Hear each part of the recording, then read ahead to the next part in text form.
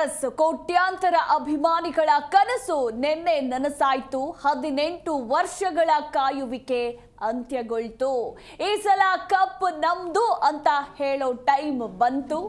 ಇನ್ಮೇಲೆ ಈ ಸಲ ಕಪ್ ನಮ್ದೇ ಅಲ್ಲ, ಈ ಸಲ ಕಪ್ ನಮ್ದು ಅಂತ ಹೇಳಬೇಕು. ಆರ್ ಸಿ ಬಿ ಎಲ್ಲಿ ನೋಡಿದ್ರು ಕೂಡ IPL ದೇ ಹವಾ, RCB ದೇ ಜಯಘೋಷಗಳು. ಎತ್ತ ನೋಡಿದ್ರು ಕೂಡ ಸೋಷಿಯಲ್ ಮೀಡಿಯಾದಲ್ಲೂ ಫುಲ್ RCB ಕಪ್ ಗೆದ್ದಿರುವ ವಿಡಿಯೋಸೇ ಫುಲ್ ಟ್ರೆಂಡ್ನಲ್ಲಿದ್ದಾವೆ. ಇನ್ನು ಅಭಿಮಾನಿಗಳಂತೂ ಆ ಸಡಗರ ಸಂಭ್ರಮದಲ್ಲಿ ಇನ್ನೂ ಕೂಡ ತೇಲಾಡ್ತಾನೆ ಇದ್ದಾರೆ. ಕಣ್ಣಂಚಲ್ಲಿ ನೀರಂತೂ ಪ್ರತಿಯೊಬ್ಬರಿಗೂ ಬಂದಿದೆ. ನಿನ್ನೆ ಕೊಹ್ಲಿ ಕಣ್ಣಲ್ಲಿ ನೀರಾಗದಂತಹ ಸಂದರ್ಭದಲ್ಲಿ ಎಸ್, ಈ ಕುರಿತು ನಿರಂತರವಾಗಿ ನಿಮ್ಮ ಜೀ ಕನ್ನಡ ನ್ಯೂಸ್ ಸುದ್ದಿಯನ್ನ ನೀಡ್ತಾ ಹೋಗುತ್ತೆ. ಇದೇ ಇವತ್ತಿನ ವಿಶೇಷ, ಗೆದ್ದೆ ಬಿಟ್ವಿ ಕಪ್.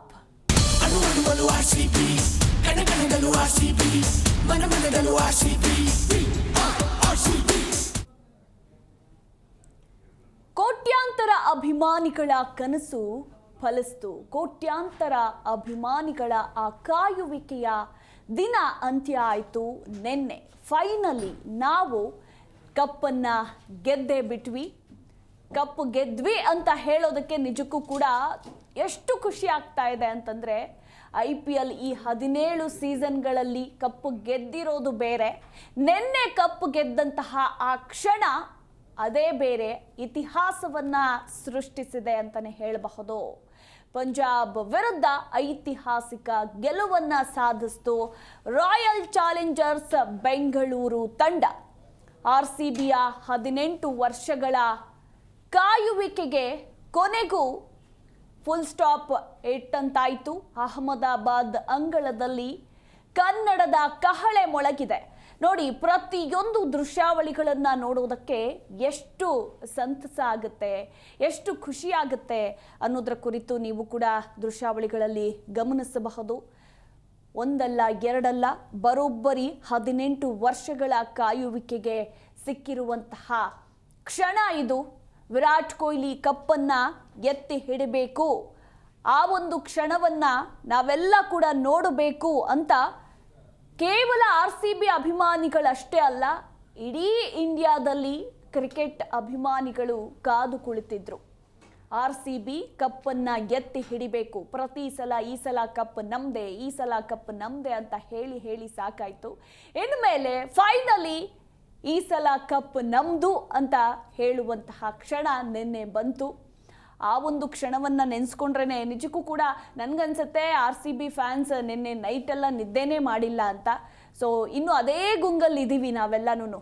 ಇನ್ನೂ ಒಂದು ವಾರ, ಹಾಗೆ ಒಂದು ತಿಂಗಳ ಕಾಲ ಈ ಒಂದು ಕ್ರೇಜ್ ಹೋಗೋದೇ ಇಲ್ಲ ಅಂತ ಹೇಳಿದ್ರೆ ತಪ್ಪಾಗೋದಿಲ್ಲ. ನೋಡಿ, ಗಮನಿಸ್ತಾ ಇದ್ದೀರಾ ನೀವು ಕೂಡ ದೃಶ್ಯಾವಳಿಗಳಲ್ಲಿ. ಆ ಒಂದು ಪ್ರತಿಯೊಂದು ಫೋಟೋಗಳು ಕೂಡ ಯಾವ ರೀತಿ ನಮಗೆ ಸಂತಸವನ್ನ ನೀಡ್ತಾ ಇದೆ, ಖುಷಿಯನ್ನ ತರ್ತಾ ಇದೆ ಅನ್ನೋದರ ಕುರಿತು.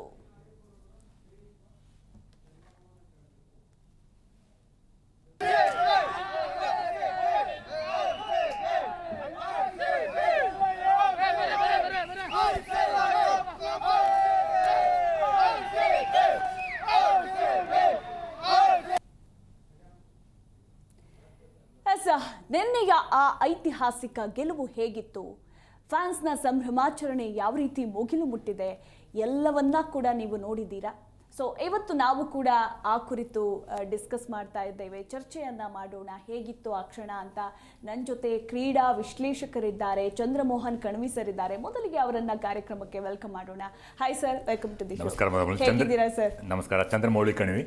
ಓಕೆ ಸರ್, ಎಸ್, ಹೇಳಿ, ಎಷ್ಟು ಖುಷಿಯಲ್ಲಿ ತೇಲಾಡ್ತಾ ಇದ್ದೀರಾ ಅಂತ. ಇಲ್ಲ ನೋಡಿ, ಬೆಳಿಗ್ಗೆ ಎದ್ದು ನೋಡಿದ್ರೆ ರೋಡಲ್ಲಿ ಜನರೇ ಇಲ್ಲ, ಅಂದ್ರೆ ಇಡೀ ರಾತ್ರಿ ಸಂಭ್ರಮ ಆಚರಿಸ್ಬಿಟ್ಟು ಜನ ಇರಲ್ಲ. ಆದ್ರೆ ಮೆಟ್ರೋಲ್ ಬರುವಾಗ ಕುಸ್ತಿ ಆಡ್ಬೇಕಾಯ್ತು, ಸ್ವಲ್ಪ ಕಷ್ಟ ಆಯ್ತು. ಆದ್ರೆ RCB ಗೆದ್ದ ಸಂಭ್ರಮದಲ್ಲಿ ಎಲ್ಲವನ್ನು ಸಹಿಸ್ಕೊಳ್ಬೇಕಾಗತ್ತೆ. ಇಂಥ ನೋಡಿ, ಕಾಯುವಿಕೆಯಲ್ಲಿ ಎಷ್ಟೊಂದು ಫಲ ಇದೆ ಅಂತ. ಇಷ್ಟು ವರ್ಷದಿಂದ ಕಾಯ್ದು ಅಂತಂದ್ರೆ, ಬಾಲ್ಯಾವಸ್ಥೆಯಲ್ಲಿ ಇದ್ದಾಗ ಗೆಲ್ಲಿಲ್ಲ 2008 ಆವಾಗ ಪ್ರೌಢಾವಸ್ಥೆಗೆ ವೋಟರ್ಸ್ ID ನಿಮ್ಮ ಹೆಸರಿಗೆ ಬಂದ ಮೇಲೆ ನೀವು ಗೆದ್ದಿದ್ದೀರಿ RCB ಅವರು. ಸೊ ಇದು ಇಷ್ಟು ವರ್ಷ ಕಾಯ್ದ ಮೇಲೆ ಇದು ಸಿಹಿ ಇದೆಯಲ್ಲ, ಅದನ್ನು ಯಾರೂ ಬಣ್ಣಿಸಲಾಗದು. ನಮಗೆ ಈ ಥರ ಅನಿಸುತ್ತೆ ಅಂತಂದರೆ, ಆಟಗಾರರಿಗೆ ಹೆಂಗಿರಬೇಕು, ಮ್ಯಾನೇಜ್ಮೆಂಟ್ ಹೆಂಗಿರಬೇಕು, ಕೋಚಿಂಗ್ ಸ್ಟಾಫ್ ಯಾವ ಥರ ಇರಬೇಕು ಅದನ್ನು ಬಣ್ಣಿಸಲು ಸಾಧ್ಯವಿಲ್ಲ. ಮುಖ್ಯವಾಗಿ ಅಂದರೆ ಕೊನೆಯ ಓವರ್ನಲ್ಲೇ ಕೊಹ್ಲಿ, ಇದು RCB ಅನ್ನೋಕ್ಕಿಂತ ಕೊಹ್ಲಿ ಚಾಲೆಂಜರ್ಸ್ ಬೆಂಗಳೂರು ಅಥವಾ ಕೊಹ್ಲಿ ಫ್ಯಾನ್ಸ್ ಚಾಲೆಂಜರ್ಸ್ ಬೆಂಗಳೂರು ಅಂತೂ ಹೆಸರಿಡ್ಬೋದು ಇದಕ್ಕೆ. ಯಾಕಂದರೆ ಆ ಥರ ಫ್ಯಾನ್ಗಳು 1 ಲಕ್ಷದ ಮೇಲೆ ಜನರು ಇದ್ದಾಗ ಅಲ್ಲಿ ಕನಿಷ್ಠ ಪಕ್ಷ 80,000 to 85,000 ಜನ RCB ಫ್ಯಾನ್ಸೇ ಇದ್ರು.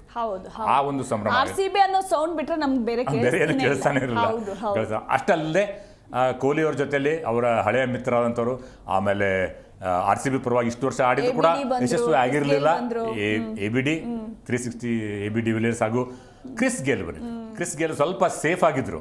ಯಾಕಂದ್ರೆ RCB ಹಾಕಿದ್ರು, ಕಲರ್ಸ್ ಹಾಕಿದ್ರು, ಆದ್ರೆ ಪಂಜಾಬ್ ಕಿಂಗ್ಸ್ ನ ಪೇಟ ಹಾಕಿದ್ರು. ಎರಡು ಟೀಮ್ಗೆ ಆಡಿದವರು ಅವರು, ಸೇಫ್ ಆಗಿದ್ರು ಅವರು. ಆದ್ರೂ ಕೂಡ ಗೆದ್ದ ಮೇಲೆ ಅವರು ಸಂಭ್ರಮ. ಅಂದ್ರೆ ವಿರಾಟ್ ಅವ್ರಿಗೆ ಹೇಳ್ತಾ ಇದ್ರಲ್ಲ, ಇಬ್ರು ಬರಬೇಕು, ನೀವು ನಮ್ಮ ಜೊತೆ ಬೆಂಗಳೂರು ಬರಲೇಬೇಕು, ಅಲ್ಲಿ ಸಂಭ್ರಮಕ್ಕೆ ಬರಲೇಬೇಕು. ಯಾಕಂದ್ರೆ ಅವರು ಕೂಡ ಬೆವರು ಸೂಸಿದ್ದಾರೆ. ಅಂದ್ರೆ ವಿರಾಟ್ ಕೊಹ್ಲಿ ಅವರ 18 ವರ್ಷಗಳ ಒಂದು ಪೂರ್ತಿಯಾಗಿ ತಮ್ಮ ಸರ್ವಸ್ವವನ್ನೇ, ಅಂದ್ರೆ ಬಾಲ್ಯದಿಂದ ಹಿಡ್ಕೊಂಡು ಪ್ರೌಢಾವಸ್ಥೆವರೆಗೂ 18 ವರ್ಷ ಅವರು ರಿಟೈರ್ ಆಗೋ ಸಮಯದಲ್ಲ, ಅಂದ್ರೆ ಟೆಸ್ಟಲ್ಲಿ ರಿಟೈರ್ ಆಗಿದ್ದಾರೆ, T20 ರಿಟೈರ್ ಆಗಿದ್ದಾರೆ. ಸೊ ಆ ಸಮಯದವರೆಗೂ ಪೂರ್ತಿಯಾಗಿ ತಮ್ಮ ಕಣಕಣವನ್ನು RCBಗೆ ಒಪ್ಪಿಸಿದ್ದಾರೆ. ಇದಕ್ಕೆ ಅದರಿಂದ ಗೆದ್ದಾಗ ಸಂಭ್ರಮಕ್ಕಿಂತ ರಿಲೀಫ್, ಗೆದ್ವಲ್ಲ ಅಂಡ್ ಆ ಎಮೋಷನ್ ಎಲ್ಲ ಹೊರಬಂತು. ಪ್ರತಿಯೊಬ್ಬ RCB ಅಭಿಮಾನಿ ಕಣ್ಣಲ್ಲಿ ನೀರು ಬಂದಿರುತ್ತೆ ನಿನ್ನೆ ವಿನ್ ಆದಂತಹ ಟೈಮ್. ಕೊಹ್ಲಿ ಅವರಂತ ಲಾಸ್ಟ್ ಓವರಿಂದನೇ ಅವ್ರ ಕಣ್ಣೀರಲ್ಲಿ ಆನಂದ ಬಾಷ್ಪಗಳು ಸುರಿಸ್ತಾನೆ ಇದ್ರು. ಆಮೇಲೆ ಯಾವ ತರ ಅವರ ಬಹಳ ಕ್ಲೋಸ್ ಮಿತ್ರ AB ಡಿವಿಲಿಯರ್ಸ್ ಅವರು, ಅವ್ರ ಜೊತೆ ಎಲ್ಲ ಇಷ್ಟು ವರ್ಷ ಹಂಚ್ಕೊಂಡಿದ್ದಾರೆ ಕಷ್ಟ ಸುಖವನ್ನೆಲ್ಲ.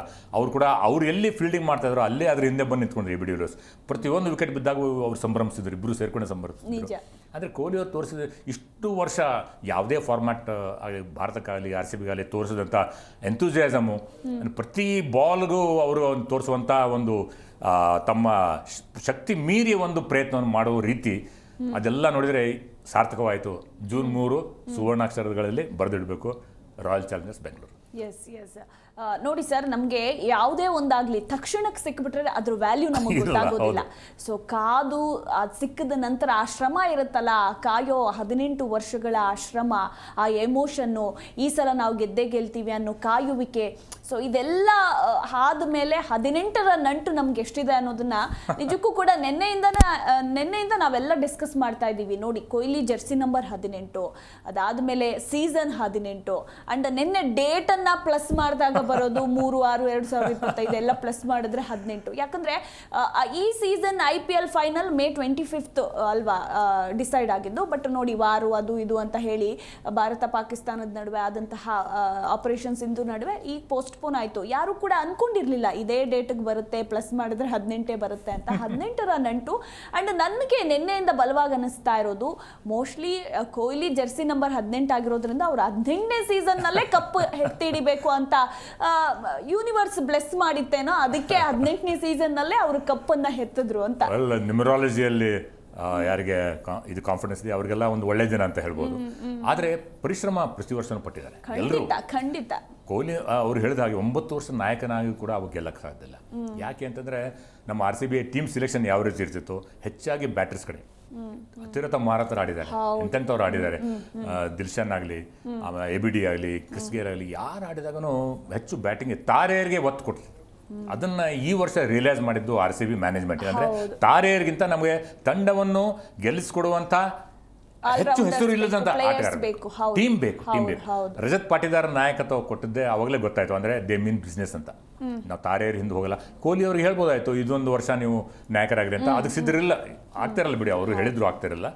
ಯಾಕಂದರೆ ಅವ್ರು ಪೂರ್ತಿಯಾಗಿ ನಿಧಾನವಾಗಿ ಅವರು ಫೇಡ್ ಅವೇ ಆಗ್ತಾ ಇದ್ದಾರೆ.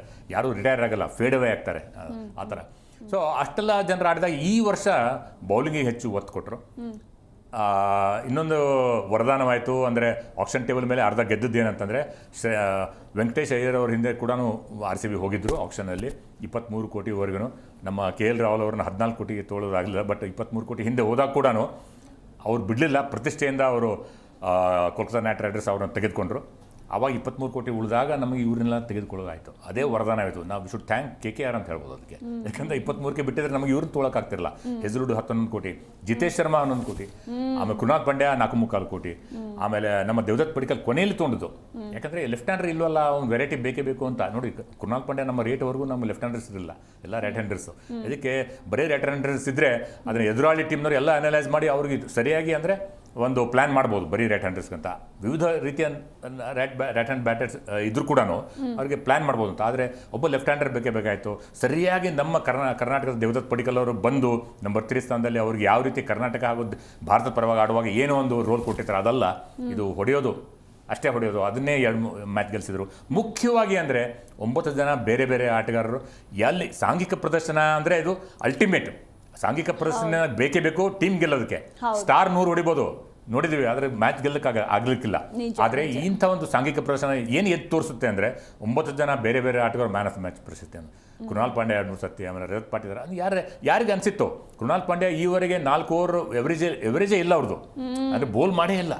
ಅಂಥದ್ರಲ್ಲಿ ಇವರು ಮೇನ್ ಬೌಲರ್ ಆದರು. ನಿನ್ನೆ ಕೂಡ ಒಂಥರ ಮ್ಯಾಚ್ ವಿನ್ನರ್, ಅವ್ರು ಮ್ಯಾನ್ ಆಫ್ ದ ಮ್ಯಾಚ್ ಅವರು ಆಡಿದರೆ ಎಲ್ಲರೂ ಮ್ಯಾನ್ ಆಫ್ ಮ್ಯಾಚ್ ಅಂತ ಹೇಳ್ಬೋದು. ಯಾಕಂತಂದರೆ ಕೃಣಾಲ್ ಪಾಂಡ್ಯ ಅವರ ಆ ಓವರ್ ಯಾವ ರೀತಿಯಾಗಿ ಶರ್ವೇಗದಿಂದ ಪಂಜಾಬ್ ಕಿಂಗ್ಸ್ ಕೂಡ ಕೊನೆ ಓವರಲ್ಲಿ ಹರ್ಷದೀಪ್ ಸಿಂಗ್ ಅವ್ರು ಬೋಲ್ ಮಾಡಿದಂಥ ಬರೀ 3 ರನ್ನು, 2-3 ವಿಕೆಟ್ ಬೇರೆ ಸಿಕ್ತು. ಸೊ ಅದನ್ನು ನೋಡಿದಾಗ ಅದೇ ಮುಂದುವರಿಸ್ಕೊಂಡು 6 ಓವರಲ್ಲಿ 52, ಆಟ್ ಪಾರ್ 6 ಓವರ್ 55. ಫಿಲ್ ಸಾಲ್ಟ್ ಅವರು ಪೈರೋಟೆಕ್ನಿಕ್ಸ್ ನಂತರ 55 ರನ್ ಅವ್ರಿಗೆ RCB ಗಳಿಸಿದ್ರು. ಎಷ್ಟೇ ಆದರೂ ಕೂಡ ಇದು ನಿಜವಾದ ಬ್ಯಾಟಲ್ ಶುರುವಾಗಿದ್ದು. ಆಗ ಅನುಭವದ ಕೊರತೆ. ಈಗ ನಮ್ಮ ಪಂಜಾಬ್ ಕಿಂಗ್ಸ್ಗೆ ನಾವು ಅವ್ರಿಗೆ ಪ್ರಶಂಸೆ ಮಾಡಬೇಕಂದ್ರೆ ಎಲ್ಲ ಮೊದಲ 6 ಬ್ಯಾಟರ್ಸ್ಗಳಲ್ಲಿ 4 ಅನ್ಕ್ಯಾಪ್ಡ್ ಇಂಡಿಯನ್ಸ್ ಮತ್ತು ಶ್ರೇಯಸ್ ಅಯ್ಯರ್. ಅಂದರೆ 6 ಜನ ಬ್ಯಾಟರ್ಸಲ್ಲಿ 5 ಜನ ಭಾರತೀಯರಿದ್ದಾರೆ, ನಂತರ ಕೂಡ ಅನ್ಕ್ಯಾಪ್ಡ್ ಪ್ಲೇಯರ್ಸ್ ಇದ್ದಾರೆ. ಈ ರೀತಿ ಇರುವಾಗ ಫೈನಲ್ಸು 190. ಓಕೆ, ಇದನ್ನೇನಾದ್ರು ಕ್ವಾಲಿಫೈರಲ್ಲಿ 200 ಮೇಲೆ ಸ್ಕೋರ್ ಮಾಡಿ ಮುಂಬೈ ಮೇಲೆ ಗೆದ್ದರು, 220 ಹೊಡಿತಿದ್ರೇನೋ. ಆದರೆ ಫೈನಲ್ಸ್ ಒತ್ತಡನೇ ಬೇರೆ. ಒಂದು ಮೊದಲನೇ ಏನಂತಂದರೆ ಫೈನಲ್ಸ್ನಲ್ಲಿ ಇಷ್ಟು ಜನ 1 ಲಕ್ಷದ ಮೇಲೆ ಜನ ನೋಡ್ತಾ ಇರ್ತಾರೆ. ಕೋಟ್ಯಾಂತರ ಎಷ್ಟು ಕೋಟಿ ಜನ, ಒಂದು 50-60 ಕೋಟಿ ಜನ ನೋಡ್ತಾ ಇದ್ದಾರೆ. ಅಂದರೆ ಆ್ಯಪಲ್ಲಿ ಹಾಗೂ ಟೆಲಿವಿಷನಲ್ಲಿ. ನನಗಂತೂ ಆಸ್ಟ್ರೇಲಿಯಾದಿಂದ ಹಾಗೂ ಅಮೆರಿಕಾದಿಂದ ಮೆಸೇಜ್ ಬರ್ತಾಯಿತ್ತು. ಅಂದರೆ ಎಲ್ಲ ಕಡೆ ಬರೀ ಭಾರತದಲ್ಲೆಲ್ಲ ಇಡೀ ಜಗತ್ತಿನಲ್ಲೇ ಕಾತುರರಾಗಿ RCB ಗೆಲ್ಲುತ್ತಾ ಅಂತ ನೋಡ್ತಾ ಇರೋ ಫ್ಯಾನ್ಸ್ ಇದ್ದಾರೆ. ಅಂದರೆ ಇಡೀ ಜಗತ್ತಿನಲ್ಲಿ ಅದು ಪೂರ್ತಿಯಾಗೂ ಅದು ಫ್ಯಾನ್ ಫಾಲೋಯಿಂಗು ಕೊಹ್ಲಿ ಅವರಿಗೆ ಸಲ್ಲುತ್ತದೆ ಅಂತ ಹೇಳೋದು. ಕೊಹ್ಲಿ ಅವರಿಂದ RCB ಎಷ್ಟು ಹೆಸರು ಮಾಡಿದೆ. ಅಥವಾ ಅವ್ರ ಮಧ್ಯದಲ್ಲಿ ಕೊಹ್ಲಿ ಅವ್ರು ಹೇಳಿದ್ರಲ್ಲ ಅಂತಂದರೆ ಮೊದಲು ನನಗೇನು ಸೆಲ್ಫ್ ಡೌಟ್ ಬರ್ತಾಯಿತ್ತು. ಏನಂತಂದರೆ ನಾನು ಕಂಟಿನ್ಯೂ ಮಾಡಬೇಕಾ ಮಾಡಬಾರ್ದಾ ಅಂತ, ಗೆಲ್ಲಕ್ಕಾಗ್ತಾ ಇಲ್ಲ ಅಂತ ಹೇಳ್ಬೋದು. ಯಾಕಂದರೆ ಇದೇ ನಮ್ಮ ಪಂಜಾಬ್ ಟೀಮ್ ಎದುರಾಳಿ ನೋಡಿದ್ವಲ್ಲ, 18ನೇ ವರ್ಷ ಆಡ್ತಾ ಇರೋದು, 17 ಬೇರೆ ಬೇರೆ ಕ್ಯಾಪ್ಟನ್ಸ್.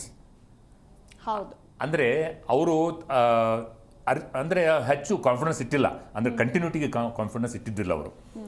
ಗೆಲ್ಲಬೇಕು, ಅದು ಒಂದು ವರ್ಷದಲ್ಲಿ ಗೆಲ್ಲಬೇಕು ಅಂತ ಅದು ಆಗಲ್ಲ. ಅದು ವರ್ಷಗಳ ಒಂದು ಏನೋ ಪ್ರಯತ್ನ, ಕಷ್ಟಪಡಬೇಕು, ಅದೆಲ್ಲ ಇದ್ದೇ ಇರ್ತದೆ.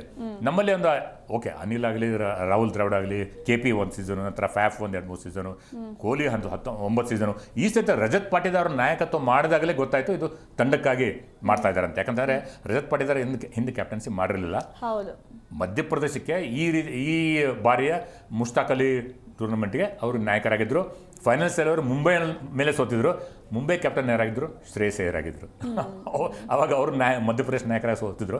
ಆವಾಗ ಕೂಡ ನಮ್ಮ ಟ್ಯಾಲೆಂಟ್ ಸ್ಕೌಟ್ಸ್ ಅಂದರೆ RCB ಟ್ಯಾಲೆಂಟ್ ಸ್ಕೌಟ್ಸ್ ಕೂಡ ಅಲ್ಲಿ ಹೋಗಿ ಯಾವ ರೀತಿ ಕ್ಯಾಪ್ಟನ್ಸಿ ಮಾಡಿದ್ದಾರೆ ಅಂದರೆ ಮುಂಚೆ ಪ್ಲ್ಯಾನ್ ಮಾಡಬಹುದು ಇವ್ರನ್ನಂತ. ಯಾಕಂತಂದರೆ ಅಷ್ಟು ಹೈಲಿ ರೇಟೆಡ್ ಪ್ಲೇಯರ್ ಅಲ್ಲ ರಜತ್ ಪಾಟೀದಾರ್. 3 ಚಾನ್ಸ್ ಸಿಕ್ಕಿತ್ತು ಟೆಸ್ಟ್ ಆಡಲು, ಅದರಲ್ಲಿ ವಿಫಲರಾಗಿದ್ದರು, ಭಾಳ ಬೇಜಾರಲ್ಲಿದ್ದರು. ಆದರೂ ಕೂಡ ಆಮೇಲೆ 1 ವರ್ಷ ಪೂರ್ತಿಯಾಗಿ ಅವರು ಬೆರಳು ಇಂಜೂರ್ಡ್ ಆಗಿದ್ದರಿಂದ ಅವ್ರು ಆಡಲಿಲ್ಲ.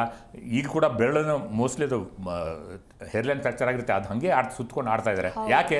ಒಂದೇ ಒಂದು ಧ್ಯೇಯ, ಈ ಸರ್ತಿ RCBಗೆ ಕಪ್ ಬೇಕೇ ಇತ್ತು. ಹೌದು ನಿಜ ಸರ್. ಇನ್ನು ನಿನ್ನೆ ಮ್ಯಾಚ್ ಬಗ್ಗೆ ಮಾತಾಡೋಣ ಸರ್. ಆ ಎಕ್ಸೈಟ್ಮೆಂಟು, ಆ ನರ್ವಸ್ಸು, ಅಯ್ಯೋ ಏನಾಗ್ಬಿಡುತ್ತೋ ಭಯ ಅಂತೂ ಇದ್ದೇ ಇತ್ತು. ಸ್ಟಾರ್ಟಿಂಗಿಂದ ಎಂಡ್ ತನಕ ಲಾಸ್ಟ್ ಓವರ್ವರೆಗೂ ಭಯ ಅಂತೂ ಇದ್ದೇ ಇತ್ತು. ಬಟ್ ಫೈನಲ್ ಮ್ಯಾಚ್ ಇದೇ ರೀತಿ ಇರಬೇಕು. ಸುಮ್ಮನೆ ಆಡ್ಬಿಟ್ಟು ಗೆದ್ಬಿಟ್ರೆ ಅದು ಜೋಶ್ ಇರೋದಿಲ್ಲ. ಬಟ್ ಇದೇ ರೀತಿ ಗೆಲ್ಲಬೇಕು ಫೈನಲ್ ಮ್ಯಾಚು. ಸೊ ಸ್ಟಾರ್ಟಿಂಗ್ ನಾವು ಬ್ಯಾಟಿಂಗಿಂದ ತೆಗೆದುಕೊಳ್ಳೋಣ. ಸೊ 200+ ಹೊಡಿತಾರೆ ಅಂತ ಅಂದ್ಕೊಂಡಿದ್ವಿ. ಬಟ್ ನಿನ್ನೆ ಯಾಕೋ ಆ ಪಿಚ್ಚಲ್ಲಿ ಬಾಲ್ ಮುಂದಕ್ಕೆ ಹೋಗ್ತಾ ಇರಲಿಲ್ಲ. ಸೊ ಎಲ್ರಿಗೂ ಭಯ ಇತ್ತು. ಯಾರು ಕೂಡ ಕೊಹ್ಲಿ 40 ಮೇಲೆ ದಾಟಿದ್ ಬಿಟ್ಟರೆ ರನ್ಸು ಇನ್ಯಾರು ಕೂಡ ದಾಟಲೇ ಇಲ್ಲ.